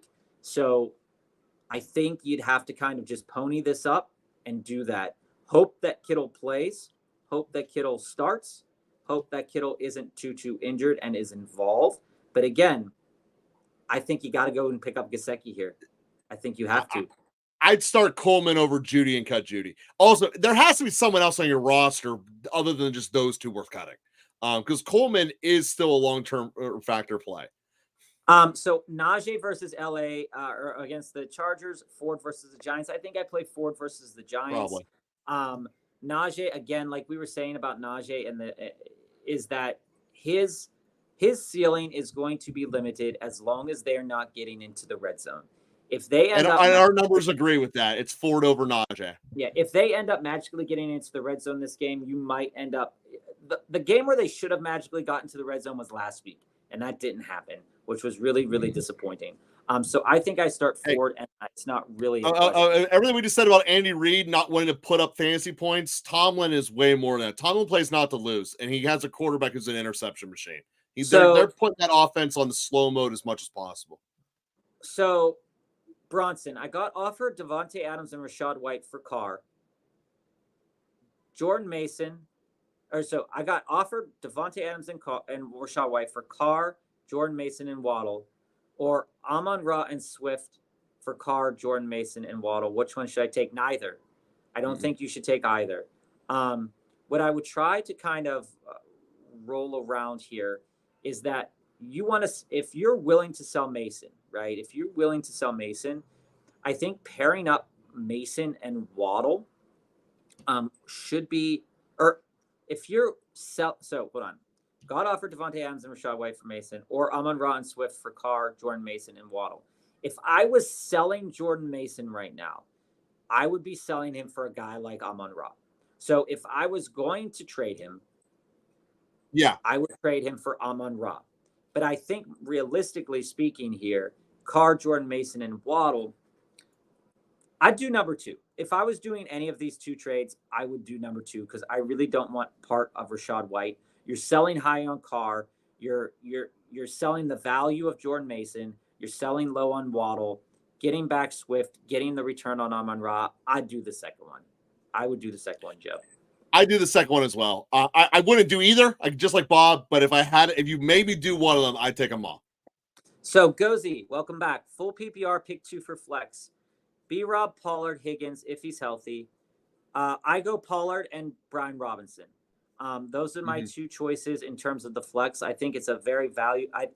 I think it's hard to start a guy who may or may not play, who was not played in 2-3 weeks. And the hammies are soft ones. You got to give that a week to see how they do. Pollard has the chance to be really good in this game. Spears is also questionable. Pollard has a chance to put up 100 yards in this game. Will he do it? I'm not sure, but I think he has a chance to do it. Same with Brian Robinson. And also, dude, you're playing Hill and Lamb. I don't think you need to play any of your flex guys to win. You got this. I just traded Waddle and Neighbors for Hill, which means I now have Hill and Lamb. This shouldn't happen. I'm ecstatic. That is super exciting. You won. That's you won super your league, exciting. dude. You know, Lamb is dealing with an ankle thing. So, that's to be said. But this is electric. This is the stuff that dreams are made of. If these 2 players ball out and then your flexes chime in, I think that's absolutely amazing. You also, Gozy, for where you're sitting at, it doesn't matter if you win this week because you're going to win every single game in October. So, RGQ, I am concerned about starting 2 Cleveland players. You should be. Joe is concerned about starting 2 Cleveland players. When we look at the Cleveland offense, there's just not a lot to be excited about. But I think because Ford works independently of Deshaun Watson in a way, right? I think that I would rather play him over Judy, but I do understand, the way that Judy has been playing recently has been nice. So while I don't think Deshaun Watson will throw for a lot of touchdowns or any touchdowns in this game against the Giants, I do think it's worth considering that there's a possibility that Deshaun Watson goes, let's say, 190, 1 touchdown, 0 interceptions, and that touchdown does go to Judy. It is the Giants. So I think if there's any week to play 2 Cleveland players, this is the week. If you have to, you do it. But if I would obviously rather play Ford than Judy. Hey Dan, welcome back. The fact that they're going to want to hide their quarterback. Everyone knows they need to hide their quarterback, and Ford's how you do it. Yeah, I think that Ford is the play for me over there. So full PPR, better flex, Zach Moss or J.K. Dobbins, starting Mason and Montgomery. I think Zach Moss is the better flex this week, only because this Steelers game. Yes, I think J.K. Dobbins is going to be involved heavily in the Steelers game, but yes. I think at some point in this game you're going to get a heavy dose of Gus Edwards. And I also don't think that either of these teams is going to move the ball a lot into the red zone. And these are teams that are going to, at least for the Chargers, that are going to have to rely on a big play, and that would come from Dobbins. But the Steelers' line is elite. TJ Watt is elite. The corners, Joey Porter Jr., again, on Quentin Johnson, that's going to be elite. So there's going to have to be a lot of manufacturing of yards in this game. And while I love Dobbins long term, I don't start him this week. And that I'm even not starting him in my league as well. So I'm living and dying by what I'm saying right now. I am not starting him in my league either. So while I think just for comparison, we have Moss as a top 5 running back this week. Just to throw that out there. Yeah. So tips for persuading managers to get trades done. Dude, I'm trying to trade for a week now as one healthy running back and a hurt Debo with no backup one or wide receiver. He's a casual though and doesn't even watch football, so it's been hard for me to explain how he needs players unless he wants to lose. By the way, he's the 2023 champ. That's so annoying. That's so annoying. But like we were talking about yesterday with Dan, is that some members and league mates just aren't worth your time. That's Some true. people, even though the situation is rife for you to want to trade with them, some people just aren't worth your time. I've been in a home league for over 15 years, I believe now. And it's a 12-team league. Some players have come in and out. And I know for a certain amount of fact that if I want a specific guy, I have to draft that guy because there is no way I'm going to be able to trade for him mid-season. Even if I don't think the guy's going to be good at the beginning of the season, I'm going to have to get him now because there are people that won't want to trade. And there are people in my home league that that are so uncertain about doing a one team versus one team trade that they want to involve a second team. And sometimes you got to involve a second team to kind of get all those hands in the basket in my home league. And sometimes it's just not even worth it. I mean, I think I'd just move on. He's obviously going to, and here's the thing, move on because ideally you face him in a couple weeks. He's not going to have a player. You win. So that's also true. That's something to consider there as well.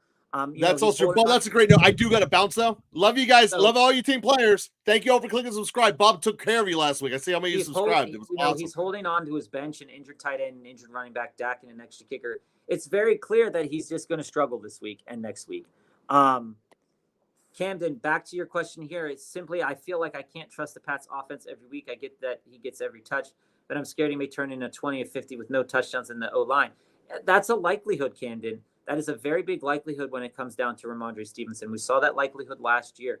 But again, with running backs here, not every running back is going to top off at 100 yards every week. What Ramondre does is, and he does it well enough that he's going to get receptions. He's going to get yards. And I think that with Ramondre, I think you got to just look for different assets to kind of go for. Like RGQ said here, he's doing, they've been doing great. And it's looked that they've been doing well. And when the coaches do figure out how to include these wide receivers more, you might see a fall off in Ramondre. But I think this week you keep him. And I think next week we can talk about trading him a little bit more. Smitty, in terms of defenses going forward, this week, I think the Steelers are continuing to be a great play. Out of all these defenses, I want the Steelers defense. While their offense might put them on the field a lot, I think that the way they play defense, they can lock up number one wide receivers. They can definitely do a lot to really mess up the backfield timing. I think it's the Steelers for me. The Packers also look good for a defense from fantasy perspective. So I think it'd be Steelers and Packers, but I think it's Steelers, no questions asked. So that building him long term. If you're wondering to start him, you feel like you have to start Ramondre. Absolutely. If you're thinking of moving to him, it would be a good time now. It would be. So we got to keep, this week is a great week to start him still. So I think you gotta start him this week. Leaning on dropping Pierce for Goff. We did talk about that, Smitty. And we can definitely get into that a little bit more. Dan, would you drop Jalen Wright for Kareem Hunt? I lost Pacheco. Unfortunately, still have two solid starting running backs at the moment, Mason and Jacobs. I think I'd keep Wright because, you know what? I think I might think about it with Hunt. The running back situation in both regards are both kind of three-headed monster situations. Raheem Mostert coming back. I think that maybe Jalen Wright will have a comeback game this week. Devin Achane, still might have some lingering effects. Mostert still having lingering effects, maybe not even taken off that injury designation. I think that I would hold Jalen Wright this week. I think he could have some good long-term potential, but I would understand dropping him for Kareem Hunt. I would understand. Start Purdy or Carr this week. Let's take a look at the rankings there, Mega. Full PPR, start 1, Zamir White or Carson Steele. I'm starting Zamir White this week. I know it sounds, counterintuitive with the way he's performed lately. Carolina's really bad. Again, Antonio Pierce said, I want to get the ball to him 20 times a game. If he does get him the ball 20 times a game and he can't produce against Carolina, then it's time to jump ship. But if it is against Carolina. So I start Zamir White over Carson Steele. And in terms of the quarterback rankings here, in terms of who we'd start, slightly above Carr. So Purdy, with the news that Kittle might not play, you got Jawan Jennings there. You have Ayuk with Mason still there. I think I would start Carr, even though our rankings put Purdy above. The Purdy ranking doesn't take into account the current Kittle injury. So I think I would start Carr, knowing that there's a chance for that to happen. I sit Pittman this week. Jerry Jeudy, we were talking with a couple other viewers about Jerry Jeudy. Jerry Jeudy has a real good chance to have a good week this week. They're coming off against the Giants. The Giants were not that great, but they were also not really super tested wildly by Jane Daniels in terms of the passing game. So I would definitely start Jerry Jeudy and London in hopes that maybe Deshaun Watson can have that turnaround game. With Pittman, Pittman's a really hard sell this week. The Bears pretty much held in check Diggs and held in check Dell. They didn't hold in check Nico Collins, but again, Nico Collins is not the same type of player as Michael Pittman. And with London, with Pitts being basically a non-factor here, I think it's possible that London has a decent enough game to be worth the start. So coming back down here, Sergio, Braylon Allen, Zeke, or Terry at the flex. Terry plays the Bengals. Again, when we're talking about Terry McLaurin, Sergio, Terry McLaurin is that guy this year that is going to suck up some targets. But how valuable will those targets be? With Braylon Allen, this game is probably going to be really invested in the run game. But I think when I look at these two players and when we look at our rankings this week, we have Hall really high. Allen falls a little bit lower than the threshold that I would want a flex play to be in. But if I had to play him, it'd be worth a play. And McLaurin is up there this week for us in terms of wide receivers. So if I am playing anybody this week out of those three, I would probably start Terry McLaurin out of those three. I know it sounds weird after everything we've said about Terry McLaurin, but maybe those targets turn into something. So Smitty, who do I think you could try to flip Pearson Brian Thomas for? Again, Brian Thomas caught a touchdown, 94 yards last week. The offense is, maybe the offense could kind of get on. So, we've been talking about Trevor Lawrence getting his head out of his ass all week. But these two guys, you can probably pair up, and you could probably start thinking about moving in to a James Conner with something like this. James Conner like running back. You might be able to add another piece in to try to get into a Josh Jacobs type of running back. In terms of wide receivers, you could probably move into, because, doing a 2-for-1 here, you might be able to proposition somebody who owns, you could probably get the conversation started on Jaden Reed, who probably is going to be a good long-term play when Jordan Love comes back. You could probably get this conversation started on Jameson Williams as well. I think that those are two good targets to kind of think about right now in the interim. If you're trying to target a wide receiver with those two wide receivers, they have done well enough. If people are trying to catch lightning in a bottle and need a win this week or next week, there's a chance that might be successful. Another guy that I would think about going out there and getting, because, eventually the Steelers are going to start Russell Wilson, would be George Pickens. George Pickens is a guy that's going to have probably a little bit of long-term value over the course of the year. But again, I might try to pair up, try to get Jaden Reed. And maybe you can get whoever the Jaden Reed has as quarterback, and then you don't even have to think about the quarterbacks this week. Yeah. And when it comes here, Sebastian, trade Kyron and Dell or Ridley for Josh Jacobs and Olave. I think if I was doing that deal, I would probably want to trade right now Kyron and Dell for Josh Jacobs and Olave, but I think you'd probably have to offer Kyron and Ridley. I think right now Ridley and Olave pretty much have the similar-ish value. Olave is definitely going to get targets, but it's gonna be problematic.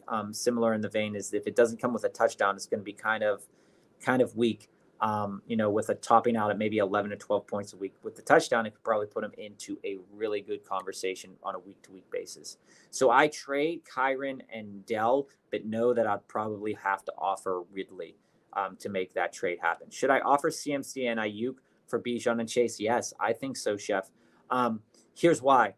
When CMC comes back, we know CMC can be elite, but like we were talking earlier about Jordan Mason, when CMC comes back, there's a chance that he might have that lingering nagging injury. And there's a chance that if they're cemented into a playoff spot, they're not going to risk Christian McCaffrey getting hurt again if Jordan Mason continues to perform as he's performing. If they're out of a playoff spot and it's going to be hard for them to get in, they're definitely not playing Christian McCaffrey. But if there's any question about what's going to happen and they need Christian McCaffrey for a couple of weeks, I think they're going to play him. But I don't think that right now he has any value right now in terms of, especially if you're struggling to find players on your team. Ayuk, on the other hand, Ayuk is going to have tremendous value going forward because he's the only healthy weapon right now on that team that's not named Jordan Mason. And they're going to have to keep moving the ball downfield. Ayuk is going to be a big game time target in these games. When it comes to Bijan's had 2 games where he's performed really well. The touchdowns haven't been there, but he's performed really well. The stat lines back that up. And long term, I would love to have Bijan long term over CMC right now with CMC's injury.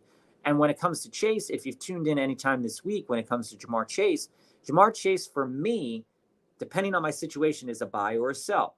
In your situation, depending on your team, he's an absolute buy. He has some games this year that he's going to crush these teams. And I think that right now, I'd rather have Bijan and Chase. I'm starting Lamar Miller over Mixon this week. Lamar Miller still. I love going back and looking at guys that I took a couple years back, like Peyton Hillis. I love looking at guys that like Travis Homer, just infinitely interesting guys that sometimes you're like, oh, and you look back and you're like, oh, did I actually win with that team? And yeah, you can win with players that people don't know about. Every year somebody comes out of the woodwork. Last year, Sam Laporta came out of the woodwork. This year, also Kyron Williams came out of the woodwork. This year, you're getting a little bit of that. And the final question of the night comes from Andre here. Start Ramondre or Rashad? I start Ramondre this week, and that's not even a question. Even though Rashad, has a pretty good matchup, I think I definitely start Ramondre this week based upon what we were talking earlier about Rachaad White and him. Even if he plays, it's probably not going to be a good situation here. And Laporta or Bowers.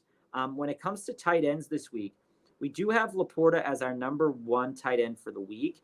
But I do like the possibility of starting Brock Bowers here because he is a number 1 target for this team. So where I fall at on this is I think that I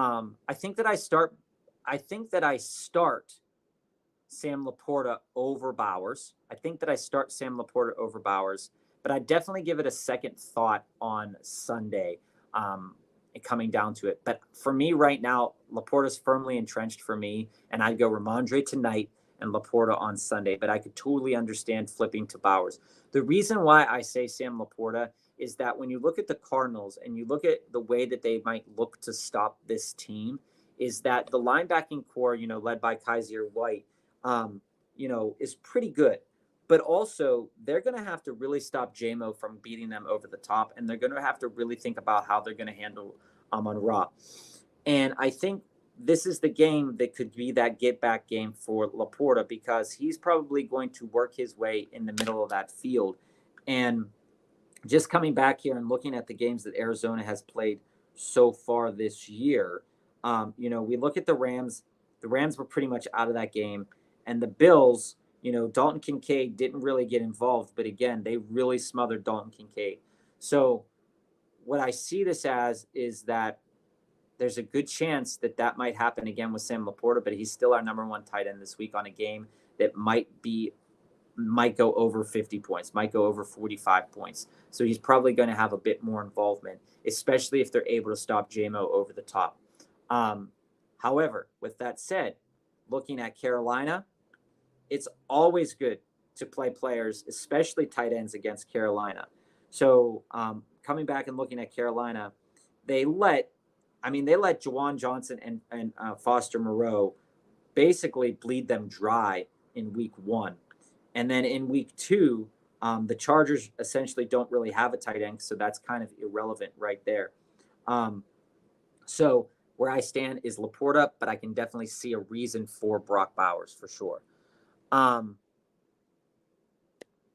When it comes here, Andre, I'm trying to upgrade at running back. What could I get with a Rachaad White and Neighbors package? Okay, so let's think about this. Camden, I see your question. Steve, I see you too. You got your answer. Perfect. When I look at who I would want, if I'm trading away Neighbors, obviously Neighbors had a big game. I'm trading away Neighbors, and I want to trade away Rachaad White. What kind of package did I get? It depends on what, you're trying to upgrade your running back. I think something like this right now, Rachaad White and Neighbors could probably move you. You could begin thinking about moving into a Gibbs. You can begin thinking about moving into a, you can talk to the people. I'm not saying you could get it done right now. You could definitely move into a Josh Jacobs with that type of trade. You could definitely try to think about moving into a Bijan as well. Neighbors has a lot of value right now. His value is so sky high right now after that big game. If you can get somebody to bite on Neighbors and then take on Rachaad White, I think you can move yourself into the Jonathan Taylor situation. You're probably going to have to pick up more juice on the back end yourself and offer a 3-for-1 to get that done. But I think those are the running backs that you should target, especially when you're thinking about upgrading, because right now Rachaad White is not going to be super, super useful. So let's keep it moving here.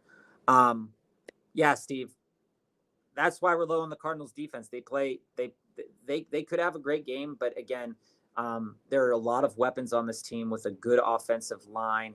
It's going to be tough for them to get any pressure on Goff. I see that being just a really advantageous for them.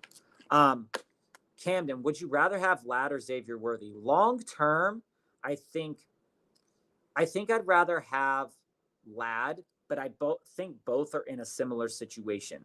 I think that with Ladd, you're going to have a game-by-game basis. It's a low-volume passing offense.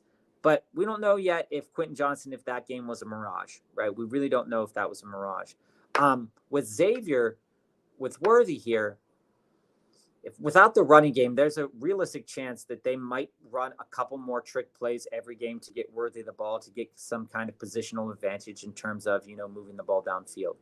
I think that when I look at Xavier Worthy, he's on a good offense that's going to move the ball downfield. He's with a prolific passer. They're going to have to pass the ball more. So Xavier Worthy right now has a little bit more upside than Ladd, but I think when you look at it from a season perspective, I think Ladd is going to do well enough. But I like that potential of Xavier Worthy's, just the electric nature of Xavier Worthy. And I think they're going to use him a little bit more in that nature, especially with Pacheco going down. So give me Xavier Worthy, even though I think right now at this point in the season, they're very much similar in terms of what I'm going to throw out there on a week-to-week basis. Do you think I could offer the owner of Alexander Madison, Eckler, and Jordan Addison for Xavier Worthy and Jaylen Warren? Right now, I don't really want. So that's the question about Alexander Madison. I don't really want to buy into Alexander Madison right now because, he looks like that touchdown kind of hog. But realistically, as the course of the season goes on, we're going to get a better feeling of what Alexander Madison looks like. When it comes to Eckler, I think Eckler is going to continue to be involved. With Jordan Addison, I think Jordan Addison right now, with him ramping up to come back from the injury, I think that he's definitely going to be a valuable piece, but he might not be a valuable piece right away. Right now, Xavier Worthy is definitely going to be a valuable piece with Pacheco going down. Like Joe said, there could be a couple growing pains here and there, but I don't I don't do that. I don't trade away Xavier Worthy, and I don't trade away Jalen Warren right now. I think Jalen Warren and Eckler are pretty much the same value. Which situation do you like more? And I think that Xavier Worthy is more valuable than Alexander Madison in the long term. But maybe not as valuable as Jordan Addison in the long term. Would have to come back to that next week. Trade Neighbors and Pitts for Worthy and Bowers. Yeah, I think that the way I look at it, I see you, Adam. And we'll get to that question in a moment. Brian here, when it comes to Neighbors and Pitts, I think you might just want to just not even try this 2-for-2 kind of thing. I think if you're going to do something here and you want to get Worthy and Bowers, I think you could try to trade Neighbors straight up right now without adding in Pitts. I don't think Pitts has a lot of value right now, but I get when people want to get a tight end back. I get that. I understand that. I think that Neighbors over the long term of the season, you're probably going to see, like I said, he's not going to get a 64% target share every game. He might really realistically fall back into a 22%, maybe a 30% at the highest target share in a game. So where I fall on this is I think you could get a lot more for Neighbors right now based upon his value without adding in Pitts. But I think if I'm going out there and trying to get something, I do want to get Brock Bowers. What I would try to do if I was trading Neighbors is maybe I'd try to go after and get Devontae Adams, or I'd look on that team with Bowers and see if he has a good, credible wide receiver, a good, reliable right now wide receiver 2 or wide receiver 3. Because like I just said above to Camden here, I think that Xavier Worthy is going to have a lot of long-term value this year with Pacheco being out. T or London rest of the season. I'm trying to trade T, but I don't know who for. Any ideas with the trade exceptions here? Camden. Okay, we'll come back to that. Okay, right now, T's value is really hard to kind of negotiate around. With T. Higgins, we have a guy who could potentially be elite, throw up 7 to 8 touchdowns, get into the over the 1,000-yard club in a season. But right now, he's hurt.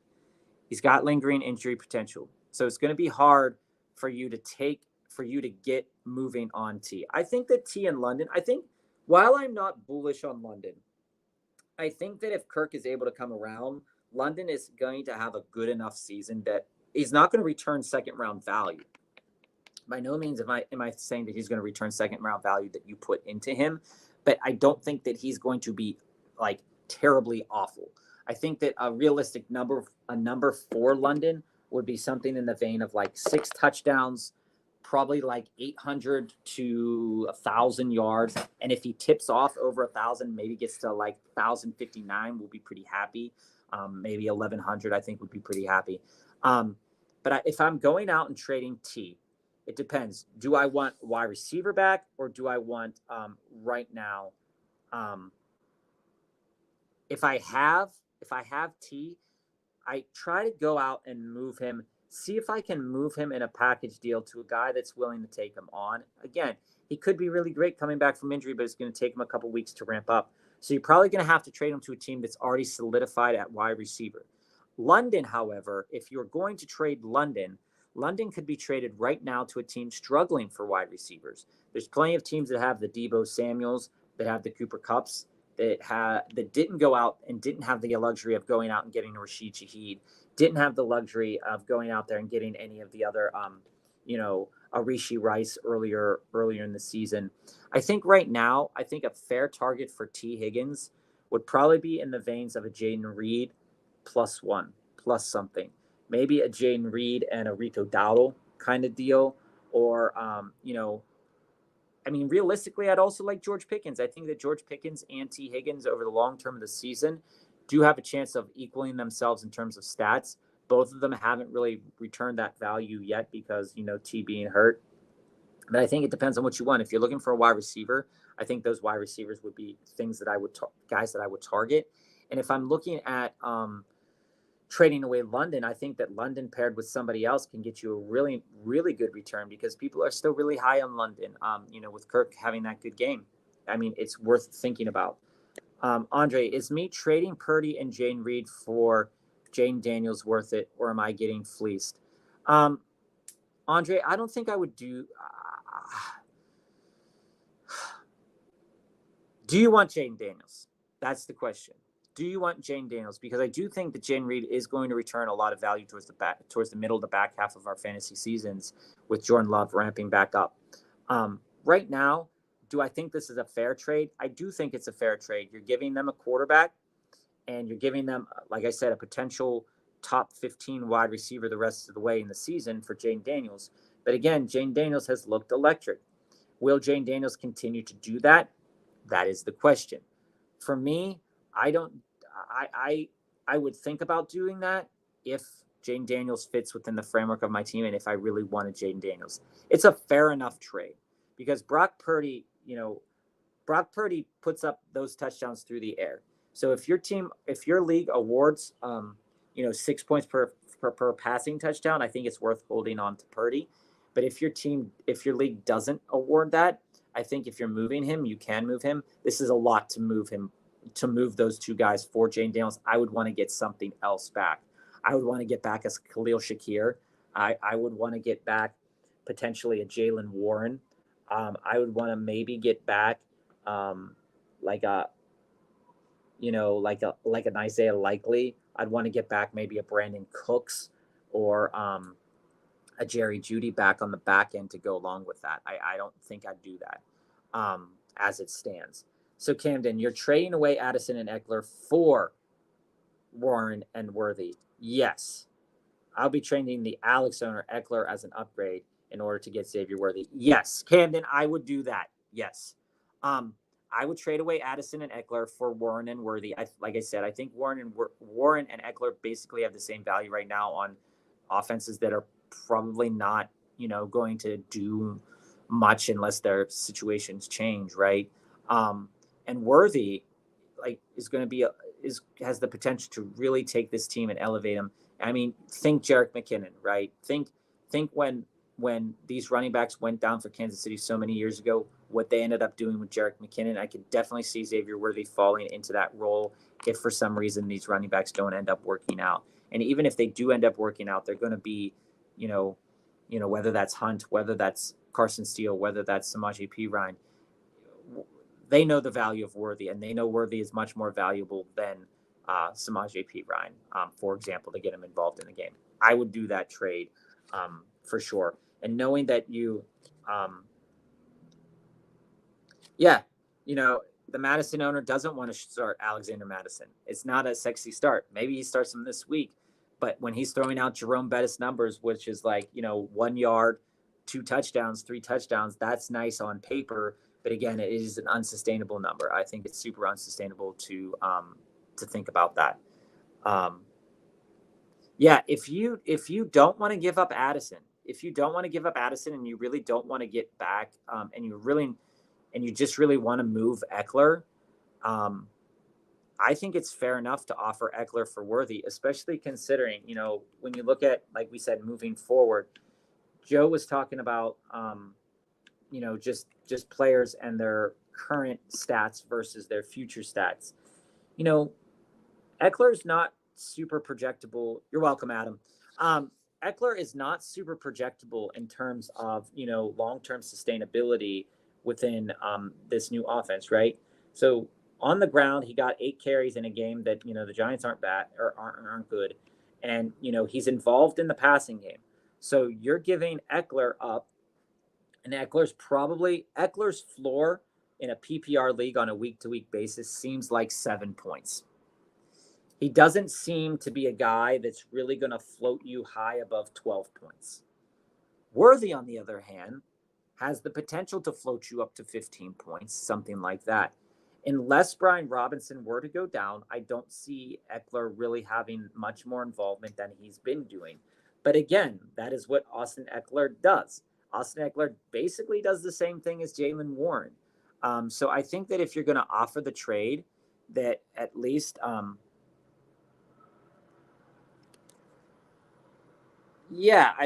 if none of them are really starting for you, I'm not really concerned about it. But, while I like I said, I like Worthy in terms of long-term value, because I think if we take a look at the Kansas City Chiefs schedule and we look at how involved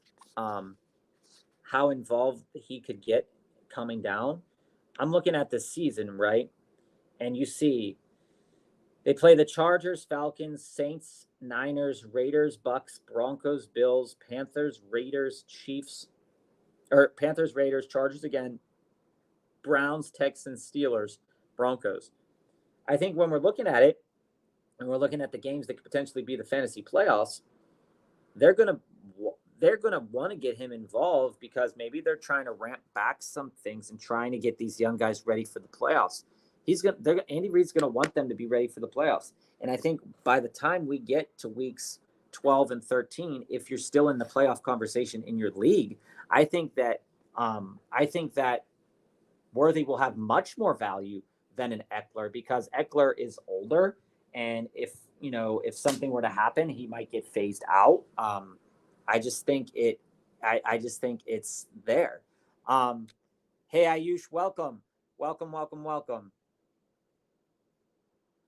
Love to hear that you won. When we talk about winning, and I'll leave you guys with this right now because we are going to go off the air. I got to get home to the kid. But when we talk about winning in our leagues, winning in our home leagues, all of this winning matters to us. We want to win. We're here to win, whether that's the championship belt, whether that's the trophy, whether that's money. I love being in leagues for money, but I also love to win. So what we're doing here is we are providing you the opportunity and the outlet to talk to us, talk to other people out there who want to win as well. So as we go through this season, we'll be back on Monday. We'll recap on Monday. If you have any questions in the interim, so if you want to drop us a question Friday, Saturday, Sunday, Joe and I will take a look at the YouTube channel. We'll definitely be able to do that. Ayush, I have a problem. I have Josh Allen, Kyron, Saquon, Zays, Pickens, and Laporta. I dropped 162 last week and 87 this week. I understand it. These are going to be the weeks. I'm not worried about Josh Allen. I think your problem was Thursday night football. Ayush, at the top of the hour, we were really talking about how Thursday night football negatively impacts a lot of fantasy projections. While Josh Allen is going to continue to be the long-term number one quarterback over the course of the season, those Thursday games are rough. If I was to take a look at your team here, like I am, what I would think about would be moving on from Kyron. If you would have talked to us after week 1 with Cooper Kupp playing and just Puka injured, we were buying Kyron. Then the whole offensive line basically got hurt. At some point in time, they're going to come back healthy, we would think. At some point in time, Cooper Kupp's going to come back healthy, we would hope. Sometime Puka's going to come back healthy, we would hope. But right now, you're 1-1. If you own Kyron, I think it's safe to say that Kyron is a sell right now. And I think that you can sell Kyron for a lot of different pieces. Earlier in the chat, Ayush, we were talking about moving Kyron for a guy like Mason. While Mason's long-term value might not be as, prognosticatable as Kyron's, at least Mason's going to have those opportunities to be within the red zone. They're not going to have to manufacture a lot on the, it was disconcerting that, with a decent amount of volume and usage, that Kyron only turned up about 25 yards yesterday, or not yesterday, but this past week. So if I were looking at players to trade Kyron for, I would want to start talking, and it depends on who you have here. And I'm glad you dropped your chat here. I also have Keon, Christian Kirk, Gabe Davis, Josh Palmer, Braylon Allen. Who do I start in the flex? Christian Kirk is absolutely unstartable. And I understand, like I said, Thursday's the problem. Wide receivers and quarterbacks on Thursday are a big issue. With Keon was a start for me last week, only because, looking at the way that the Miami Dolphins play and looking at the matchup, it was a good matchup for Keon. They just didn't get the ball. When it comes to which one of those guys would I start this week in the flex, I would start Keon again. I would go for the Gusto, start Keon again. Josh Palmer might not be fully 100% healthy. I don't think Gabe Davis is going to be able to break it over the top against Buffalo. And I think that Keon against Buffalo, Shakir is going to be involved. Curtis Samuel's going to be involved. Keon's going to have growing pains. And I think that when you drafted Keon Coleman, we were expecting better based upon where he was drafted. But I think I would be more hurt as a fantasy player going out there, knowing that Keon put up 10 week one in week two, and then benching him, and then he blows up for 12, 15, 16, 20 points this week. Well, do I think he has the chance to have an upward swing of about 20 points or so? Yeah, I mean, I think that if they end up giving him the ball, this is a beatable defense. Do I think that any of the other guys are going to return crazy value for you at the flex? No. I think that with Braylon Allen, you have a chance of getting something going. But again, with him hurt, with Breece Hall hurt a little bit last week on the sideline, they gave Braylon Allen because there's nothing really to rush with Breece Hall here. So I think I still start I still start Keon there. Camden, I offered Addison and Eckler for Worthy, the 2-for-1. I feel like it's worth it. It's for a bench slot. Yeah. Yeah. So you can just find somebody else on your waiver wire to replace Addison right now. Addison for Eckler and Eckler for Worthy is a nice, even if it doesn't get accepted, it's a nice conversation starter and say, I'm interested in Worthy. Let's see if we can get some packages together. I noticed that you need a running back. This is the type of deal that is worth conversation because Worthy hasn't yet returned that value yet that we expected him to, again, similar to Keon. But I think a trade like this should get accepted. So let us know next week, Camden, if that trade got accepted. I like where your head's at on that. Is Kyron for Jerome Ford and Kupp worth it, or should I try shipping Kyron and Pickens off in the package? I mean, if you can get Kupp back, I think it is definitely something to consider. But do I think that Ford's going to make your team better? No, I don't. I think that Ford and Kyron pretty much right now, with the way these offenses are working, it's going to be very problematic. And we'll see this week for certain how problematic it will be for Kyron. But I definitely don't want to give up Kyron for Ford. I think that's pretty much you're not really doing anything better for your team by doing that because, again, Ford got taken out of the game for some reason. We don't know why in the second half, and that's not something that kind of screams that he's going to help me get to that threshold of 162 points, like I set forward in the first week. Kupp doesn't help you right now. You're 1-1. I wouldn't necessarily be trading in on Kupp right now. If I were to move Kyron and Pickens together, I think a Kyron-Pickens combination could definitely net you a DK Metcalf type of caliber player with the way he's performing. I definitely think you could get the conversation started enough on a Jamar Chase type of player. Maybe you can't get the deal done with both of those guys, but I think you could get the conversation going in the direction for a Jamar Chase if you were to offer Kyron and Pickens. It won't get accepted right away, but you can definitely start piecing something together. Kyron easily could get you. Kyron could easily get you into a Garrett Wilson, depending upon the owner's situation. I think there's a lot of things to think about. I do think Pickens will have better weeks ahead. I do think Kyron will have some better weeks ahead. But I think, moving out of Kyron is smart right now. You might even be able to turn a Kyron and Pickens into Rashee Rice and something else. I would take a look at what the owners of your league are experiencing right now and try to play around and play into that. Kyron still has a decent amount of value. Pickens is going to grow in value. I love Zay Flowers. I think you could also try to meander your way. I think the best targets would be Devontae Adams, DK Metcalf, Rashee Rice. If you wanted to go running back and get running back, I think that some targets that I would think about would be David Montgomery. I don't know if you can move into a Gibbs. You might be able to talk to the Cook owner. You could move into a James Cook with Kyron and Pickens. You could move into a combination of James Cook, JSN, or James Cook and maybe Khalil Shakir, something like that. I think it's something to be considered. Adam here. What days do we normally go live? We normally go live Monday, Tuesday, Wednesday, and Thursday. Joe and I, we both have kids at home. So we do like to have the Friday, Saturday, and Sunday with our families. So we normally go on from 3:45. We normally go until about 6 o'clock. Um, Monday and Monday and Wednesday tend to be our shorter days, but we did go a little bit longer. And what we normally like to do, Monday is normally a recap day. We talk start sits, we talk lineup decisions and stuff like that. We talk about the week that just happened. Tuesday, we like to talk about trades, but we answer any questions. We answer any and all questions about fantasy football any day of the week. And on Thursdays and Wednesdays, we're usually prepping our own DFS lineups and thinking about that as well. So Ayush, I want to get to Jesse's question, then I'll come back to you, Ayush. So I have Jettis, Godwin, AJ Brown, Ayuk. My running backs are James Conner and Kamara and Singletary with Chubb stash. My tight end is Pat Freiermuth. What value do I have at receiver? I'm 2-0. I think you have tremendous value here at wide receiver. Jettis should be okay.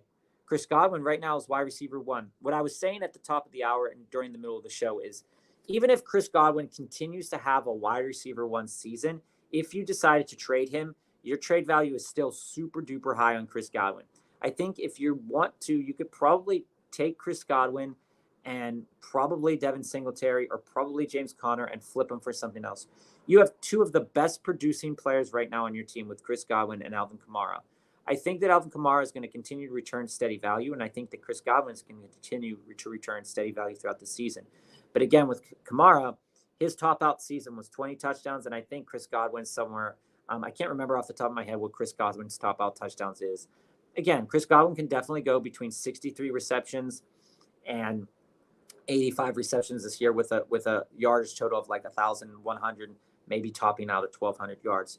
I think that he's going to finish as a wide receiver, at least in the wide receiver 12, that 1 to 12 framework over the course of the season. If I were to trade anybody here, I think you got to get a better tight end. I don't think that Pat Freiermuth is worth anything right now to you.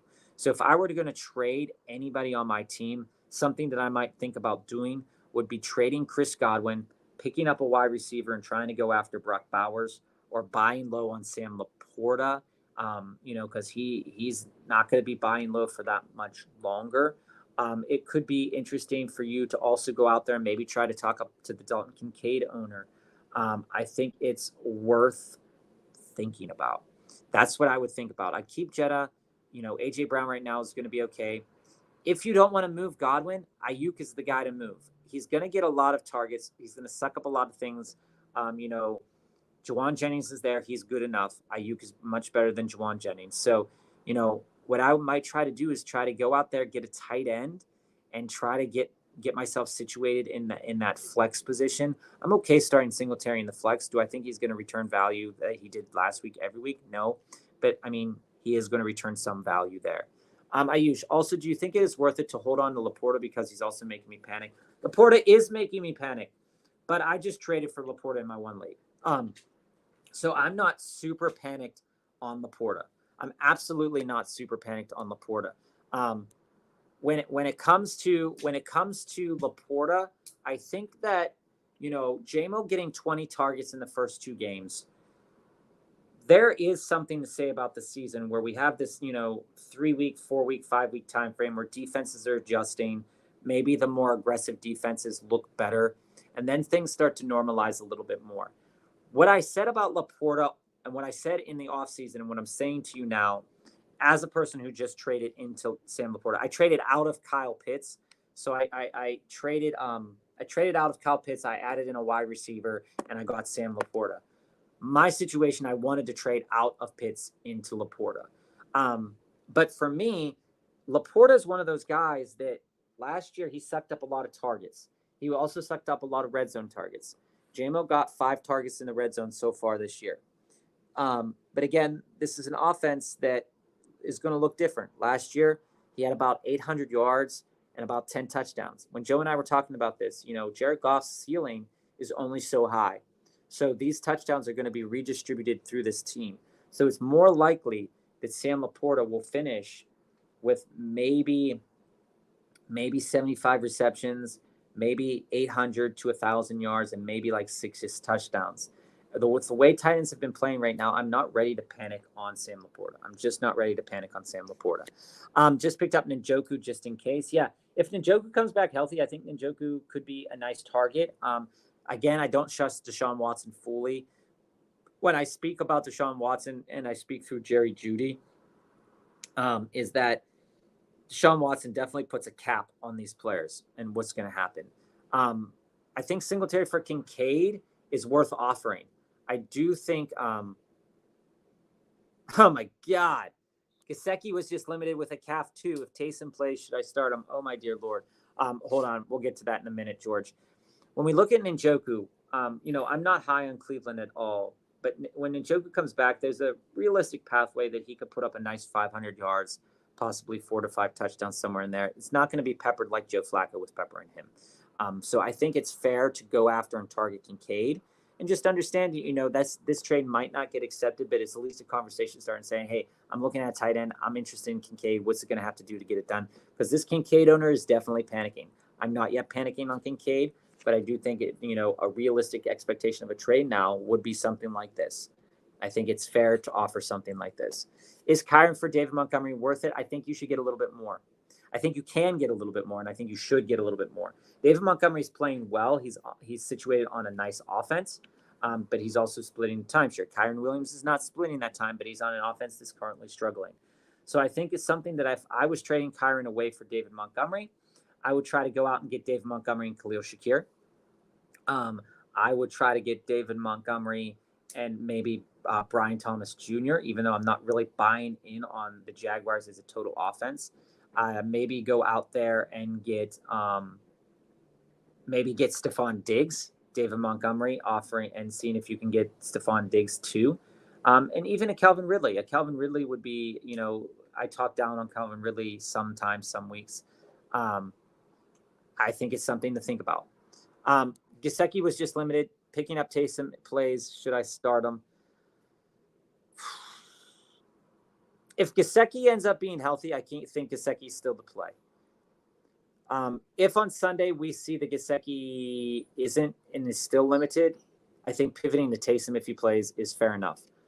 Saquon for Gibbs and DJ Moore. This is good enough value in return. I don't trust DJ Moore in the long term of the season with Caleb Williams. But again, DJ Moore gives you, an approximate floor in a PPR league of 9 to 10 points, which is good enough to see a flex position. I think it's fair enough, but I don't offer Saquon because I think there are better games for Saquon ahead. Yeah, George. We'll get to your question in a moment, T-Money. Yeah, George, I hear that. And it's the same thing with A.J. Brown. A.J. Brown, they were like, oh, well, he might play. And then he was finally ruled out. So we were able to make a decision. Yeah, they might hold the news to Monday. I'd say roster both. If you have the ability to roster both. But if it turns out you can't roster both, just roster Taysom Hill. And if he plays, I'd play him. A tight end, we were talking about tight ends earlier today. Tight ends to look in for as well might be Jordan Akins from Cleveland if Njoku is still not a go, right? Thinking about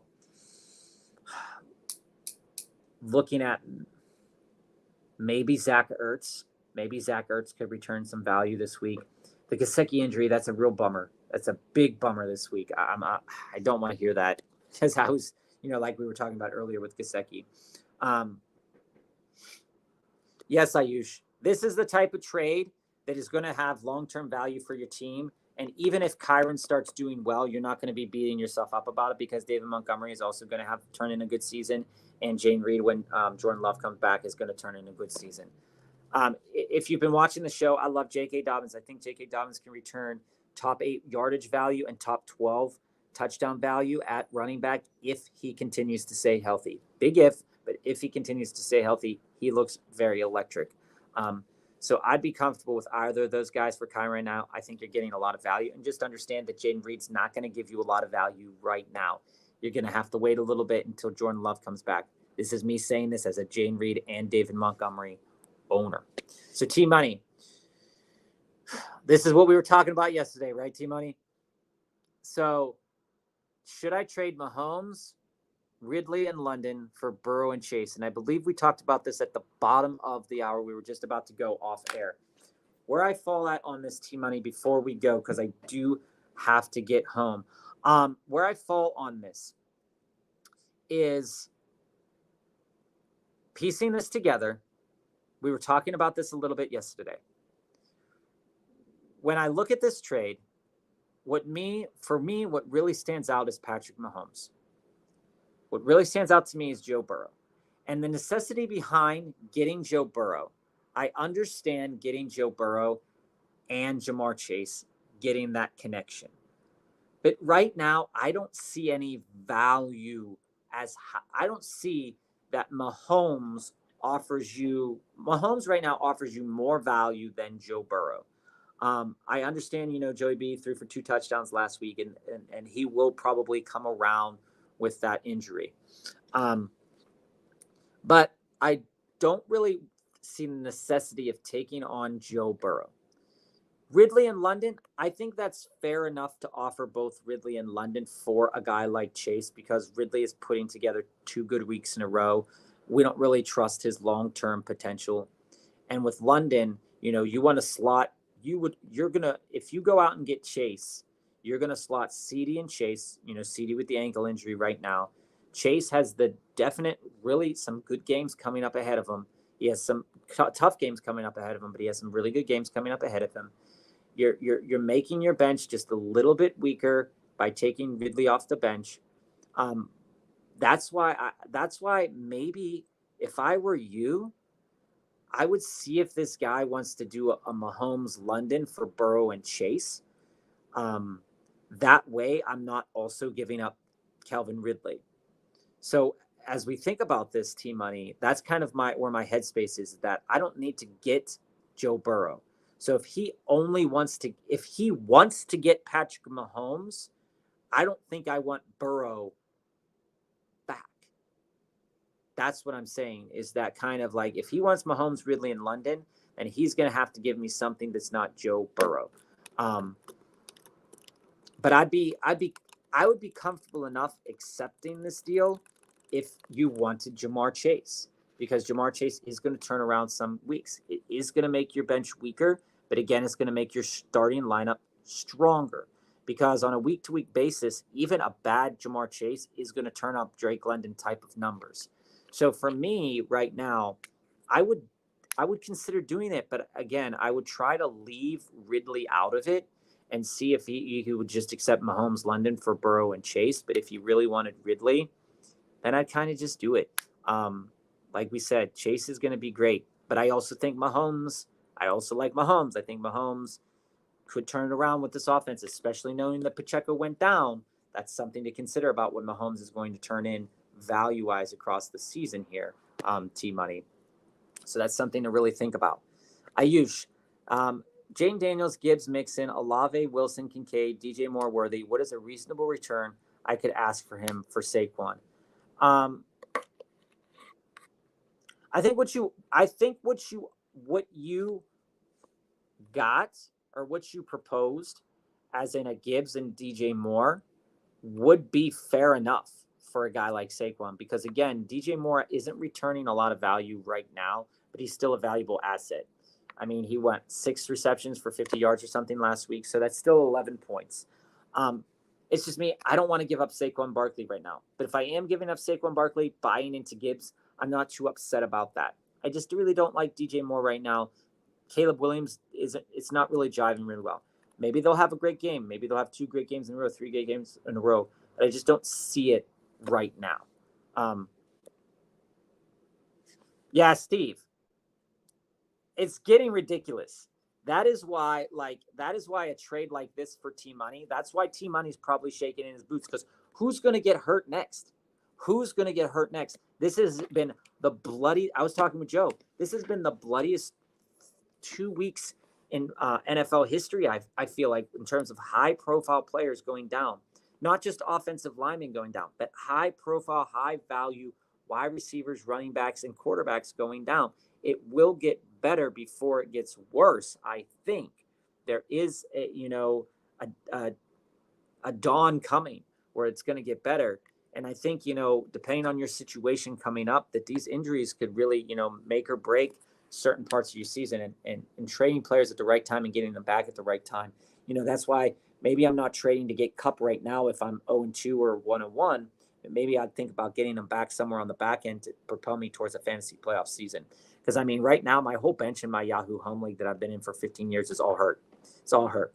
Mostert, Love, Bigsby, Cup, A.J. Brown, Walker. It's all hurt. I'm starting guys, and this is a deep league. So, like, I'm either going to have to trade, or I'm just going to have to suck up a couple losses.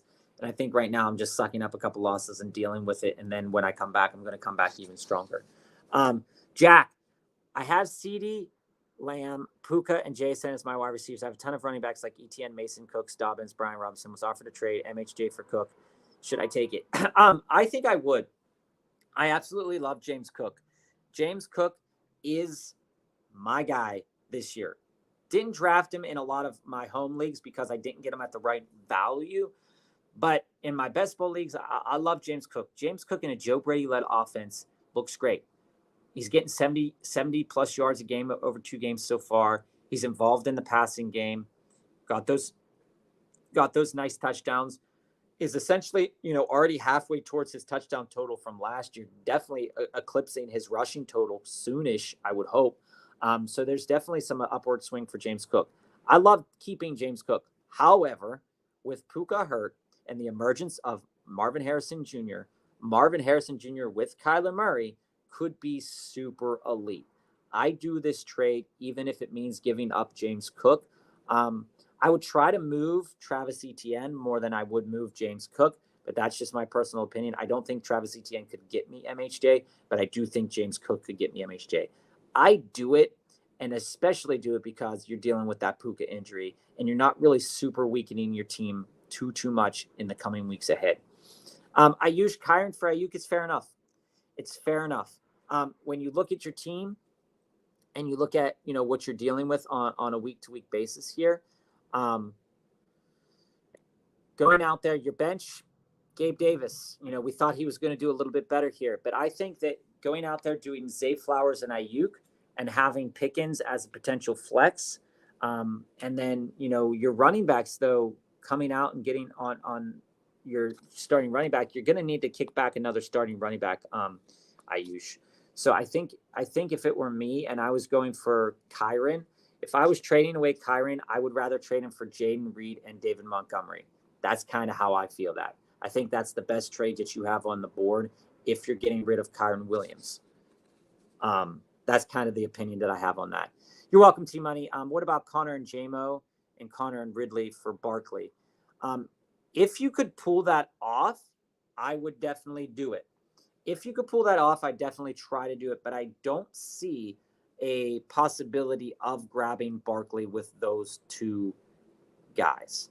I think that buying into Barkley is going to cost you a bit. He's had 2 good games in a row. Yeah, he didn't get the touchdown.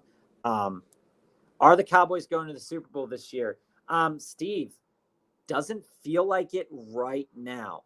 Again, injuries have played a role. It doesn't feel like it right now. But as we go through the schedule here, just thinking about where the schedule lies, let me look it up real quick and see where they pathway. I mean, the pathway is probably going through San Francisco again. Definitely going to involve Kansas City somewhere along the line. But if we're looking up at the Dallas schedule, the loss against the Saints really hurts them. That was, a mind-bending loss that, was a little bit nerve-wracking of why that happened. But as I look at it here, Ravens, that's a team that they might be able to beat.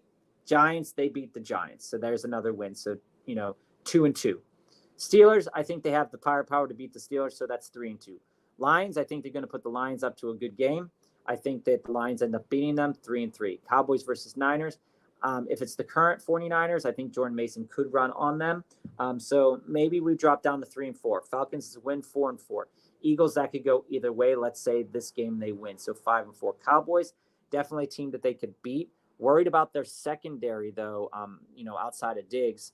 So maybe that's 5-5. Commanders, I think that's always a weird game. So 6-5. Giants again, 7-5. Bengals, I think, is a win unless Jamar and Burrow really pop off. So that's 8-5. Cowboys, 9-5, if I'm correct. Bucks, they probably dropped that one, 9-6. Let's say that's a loss to the Eagles, 9-7. Cowboys, Commanders, say they finish 10-7 on the year. Then the pathway probably goes through Philly again. It might go through the Cardinals or the Niners this year. Lions are definitely going to be in consideration. So I think it's going to be a tough sled for them to get to the playoffs, but the pathway is in front of them. And these injuries have happened. The pathway is in front of them. They have to take advantage of it. What I know about the Cowboys is they've just blatantly let their fan base down in year after year after year. Dak has to do it this year. And I think anybody, you yourself included there, Steve, Dak is good. Dak is a good quarterback, a really good quarterback that, you want to see succeed. You want to see this team succeed, but it's so frustrating. Like me, I'm a Steelers fan. So, I'm struggling similarly as we suffer through bad play in 8-8 seasons and, the teams that could be playoff teams that are led by bad coaching or players in the end. So I think that the Cowboys definitely have a pathway into the playoffs. Super Bowl, I wish I could tell you differently, but I don't think that I don't know if they can. But we'll see. Ayush, Burrow, Etienne, Moss, Evans, Amon-Ra St. Brown, Pitts, Ayuk, Eckler is the guy with the squad. So if I'm looking at this team, if I'm trading Saquon, I want back Amon-Ra and probably Zach Moss. If I'm trading Saquon right now today, I want back Amon-Ra St. Brown and probably Moss. Yes. Yeah. That's fair. That's a fair deal, Ayush. Joe and I and everybody watching, we're pretty big on Mike Evans. I think Mike Evans might have a tough week this week. We'll see. He has the skill set to get beyond Pat Surtain. But I think this could be a decent week for him. But I think Moss is going to return value here too. So you're upgrading at a wide receiver from Pickens to Mike Evans. You're downgrading from Kyron to Moss. But this is the type of movement that might need to happen to secure yourself another winning season. That's how I feel about this trade. I think it's a good trade. If you didn't want to give up Pickens, the trade that we said about David Montgomery and Jordan Reed or Jaden Reed is also a good trade because across the board, you're getting a back that's going to return a lot of value, and you're getting a wide receiver that in a couple of weeks is going to return value. And Pickens, you keep them and you can deal with them. But I think this is a really good trade. And Eckler on the bench, like we were talking about Eckler earlier. Eckler is going to be a nice pass catching back. But again, he has a pretty low floor. The floor is like 6-7 points a week. He's in the same conversation as Najee. He has a chance to get up there to 15-16 points a week if a touchdown happens to be there, but the likelihood of that happening isn't too high. So I do like that trade. I'm curious if it will get accepted. But if it doesn't get accepted, I do also like the Reed trade with David Montgomery. All right, team players, thanks for joining us. Again, like I said, if you have any more questions, you can feel free to send us a message on YouTube here. We'll be answering the questions during the weekend, but we'll be back on Monday, 3:45 to about 4:45-ish, 5 o'clock, and then the rest of the week probably until about 6 o'clock. So here's how I feel about it. So if I'm trading Saquon, okay, Ayush, if I'm trading Saquon, I would want to go out there and, I don't love Olave. Right now. Okay. But there are going to be better games ahead for Olave. And I think there's going to be more better games ahead for Olave than DJ Moore. So if it were me and I'm trading Saquon Barkley, I think a fairer deal would be Gibbs and Olave for Saquon Barkley. That's how I feel about Saquon Barkley. If I don't want to trade Saquon and I want to move Kyron instead, and Kyron is the guy I would rather move instead of Saquon, I think that the deal you have here is definitely making your team just as good, if not better, because Mike Evans is an elite option. Now, when I look at your team coming back on the back half of that, right, your team would look like, coming back up to the top, hold on. Your team would look like Josh Allen, Zach Moss, Saquon Barkley, Zay Flowers, Mike Evans, Sam Laporta. That team, maybe not this week, but next week and the weeks beyond, definitely could get you back up into that plus 100, plus 120 kind of time frame. When I look at just Saquon, though, if I'm trading just Saquon, I would definitely want Gibbs back, but I want a receiver that's going to return better value across the year than DJ Moore. I don't think you'd get Wilson, but you'd probably get Olave because Saquon is that good, especially when you're looking at what Mixon's injury could be. So that's kind of how I fall on that. If you want to trade Saquon, Gibbs and Olave is going to upgrade your team to a degree of magnitude. But if you go out there and trade Kyron and Pickens for Mike Evans and Moss, you are doing that little upgrade, downgrade by positional value. But I think you end up pulling off the better side of it because I think Mike Evans is an elite option and Zach Moss has a ton of upside within this offense if they decide to use him in the way that they used him in week 1 and going forward. So hopefully that helps, Ayush. Yeah, he won't. That's what I'm saying. But I'm saying what I'm communicating is that, yeah, he feels that he's giving too much, but I feel like that's the type of trade. If I own Saquon, which I do in my home league, if I own Saquon, that's the type of deal that I would need to get back to get rid of Saquon. That's what I'm communicating. That's kind of where I'm at. So I know that they won't do it, but I think that you can't take on DJ Moore right now because DJ Moore is, especially if you're giving up Saquon. That's why I said the better deal here, Ayush, and you can maybe even save it for next week to talk a little bit with Joe as well. But I think the better deal is this deal. This is the better deal for me. I'd rather hold on to Pickens, but I think the better deal here is this one because I think Saquon is set up for a top 3 running back finish on the season. And I don't want to give up Saquon unless I'm getting back a top 10 running back plus a top 24 wide receiver. And that's how I feel about that trade. That's why I suggested it. But I understand he thinks he's giving up too much, but it is Saquon Barkley.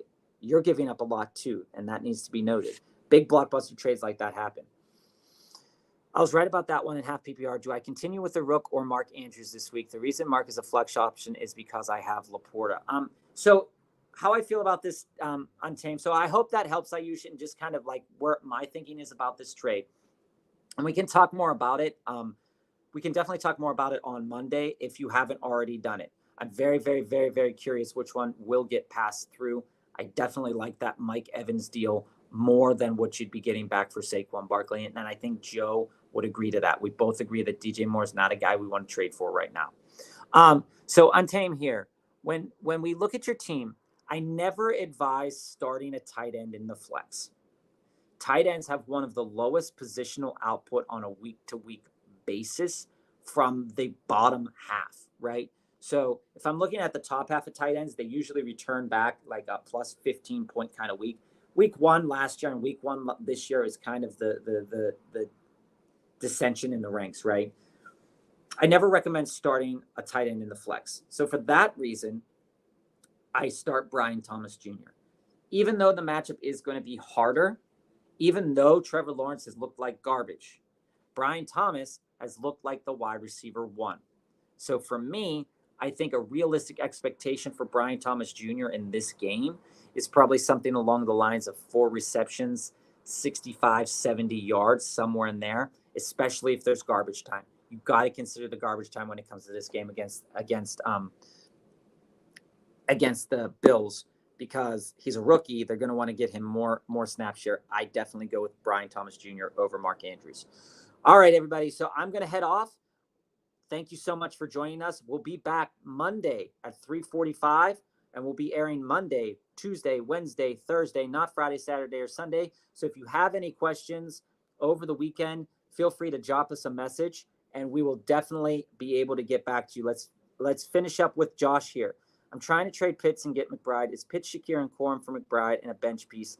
I don't think you'd get back a bench piece, to be honest with you, Josh. I think you could probably keep Corum out of the deal and start with To me, you're not going to get a bench piece back on this because McBride is in an offense that's going to use him. Pitts is in an offense where he feels like an afterthought. Shakir, Corum, we don't know what he's going to turn into. And Shakir definitely is a primary option for Josh Allen. So this Corum kind of booster is going to get you that McBride. I don't think you're going to get a back end piece back. And if you did get a back end piece back, we're talking probably in the vein of like a Tyrone Tracy Jr. kind of thing. Yeah. I think this is a great trade to start the conversation. I think that you're offering him a bunch of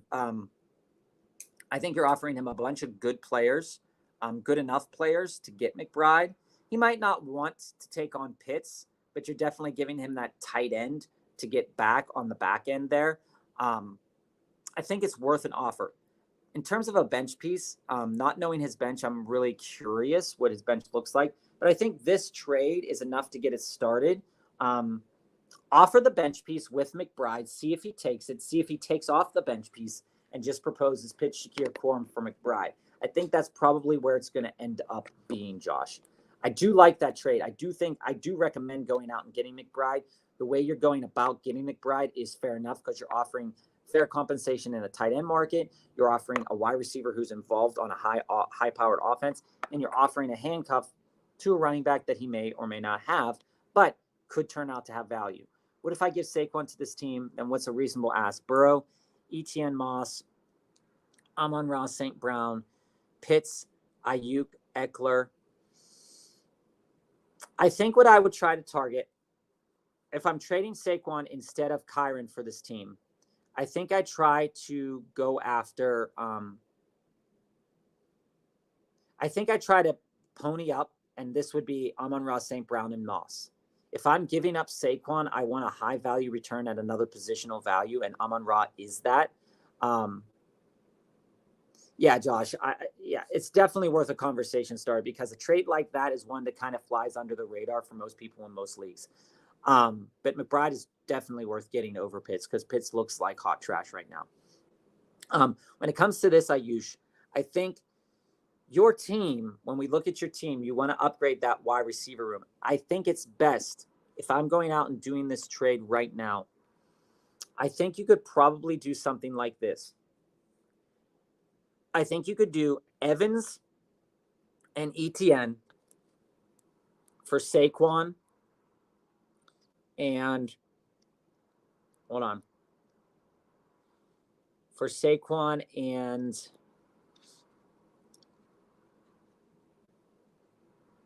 Braylon Allen, maybe something like that kind of conversation to get it started. More likely though, you might be able to talk yourself into Amon-Ra St. Brown and Moss for Saquon. But again, when it comes to this, asking for the number one player on their team, like first of all, is kind of rough for them to kind of get around, but you're also offering them one of the best players in the league as well. So you should be able to return a lot of value. What I also think is a possibility is Ayuk and Etienne. I think that a return of Ayuk and Etienne is also fair enough based upon the production that Ayuk could throw out there and based upon Etienne. Now, Tank Bigsby is a concern. The split week 1, that didn't really happen week 2 because of the injury. I think that a fair deal for Saquon would be Ayuk and Etienne like. Maybe I wouldn't offer it straight up like that. But I would rather go out there and try to get Evans. I think it's advisable to try to trade Kyren for a guy like Evans. And I think an Evans Moss ask for Kyren isn't absurd. And I think that, even if you had to talk yourself down to an Evans Eckler for Kyren, I think you're getting fair enough return in value. But you're going to struggle at the running back market. So I'd target Moss on this team. But if you wanted to tear down from Evans and go to Ayuk and do Ayuk and Etienne, I think that's also an option to think about in terms of this trade. Ryan here. This will be the absolute last question because I have to go to Target, buy some formula and stuff. But we will be back on Monday. So I do appreciate all the conversation, all the questions, and everything that you're throwing at us. We really appreciate you being here, and we really appreciate the fact that you trust us with the advice that we're sending out here. I have Brees and Kamara. locked into my running backs. CD, Amon-Ra, and Ayuk locked in my wide receivers. Pick 2 flexes: Olave, Jacobs, Ramondre, Etienne. I'm leaning Ramondre tonight. These Thursday games have been absolutely crazily involved in the running game. I'm leaning Ramondre tonight, and Jacobs, if he's healthy, he's dealing with a back issue. I'm leaning Ramondre and Jacobs right now as we speak on Thursday.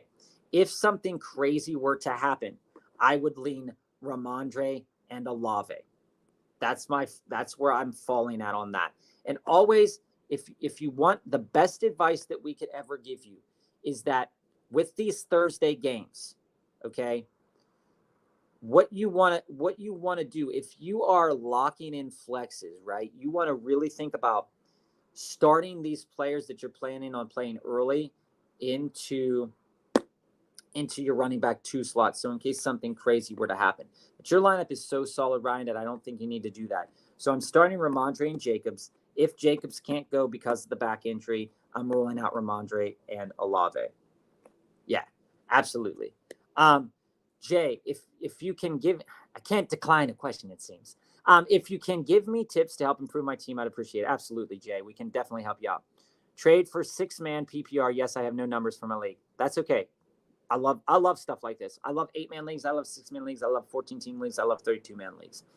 If you can give me tips to help improve my team, I'd appreciate it. Hurts, Cook, Achane, Wilson, Lamb, Devonta Smith, Bowers, Ravens D, Fairbairn, benches London, Stroud, Henry, Aaron Jones, Rashad White, Waddle, Pitts. Okay, so if I were you, this is what I would do. If I were you, there's not really much movement that I would be able to move, especially in a league like this. But if it were me, I'd be moving Garrett Wilson. And I would also, I'm not moving Garrett Wilson, but I'm trying to upgrade Garrett Wilson. Okay. And this is kind of how I would think about doing it.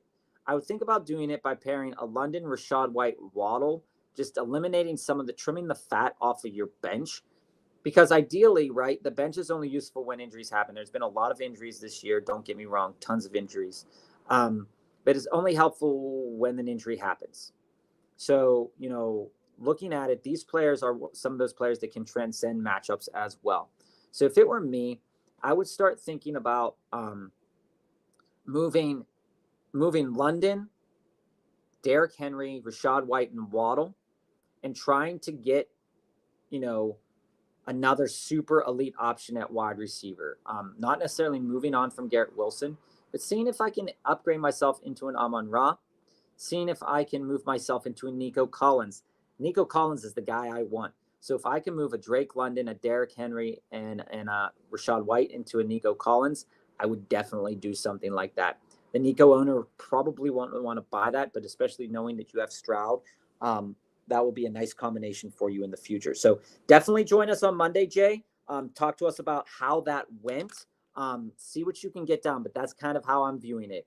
I'd move on from White. I'd move on from Waddle. I'd move on from Jones. I'd move on from London. And I try to upgrade my starting lineup as best I can. I think Nico Collins is the type of player that upgrades your lineup significantly. And that leaves maybe the room that Wilson starts to go to the bench, and then you're still satisfied in what that works out to be. I just offered Saquon and Pickens for Gibbs and Olave. Yeah, dude, that's fair. I mean, it's very fair. It's a fair deal to throw down there. Gibbs and Saquon right now for most people are very similar. I do think that Saquon will finish higher than Gibbs by the end of the season. And I do think that Olave will finish higher than Pickens by the end of the season. But I think from a week-to-week basis, Pickens and Olave will probably have similar numbers going forward. But I do like that Carr is willing to air it out to Olave. Even though I'm not buying Olave myself, I do like that Carr is airing it out and Olave is involved. We want to see touchdowns from Olave. That's what we want. We didn't get any of those last year. We want to see that this year. So this is a fair enough trade.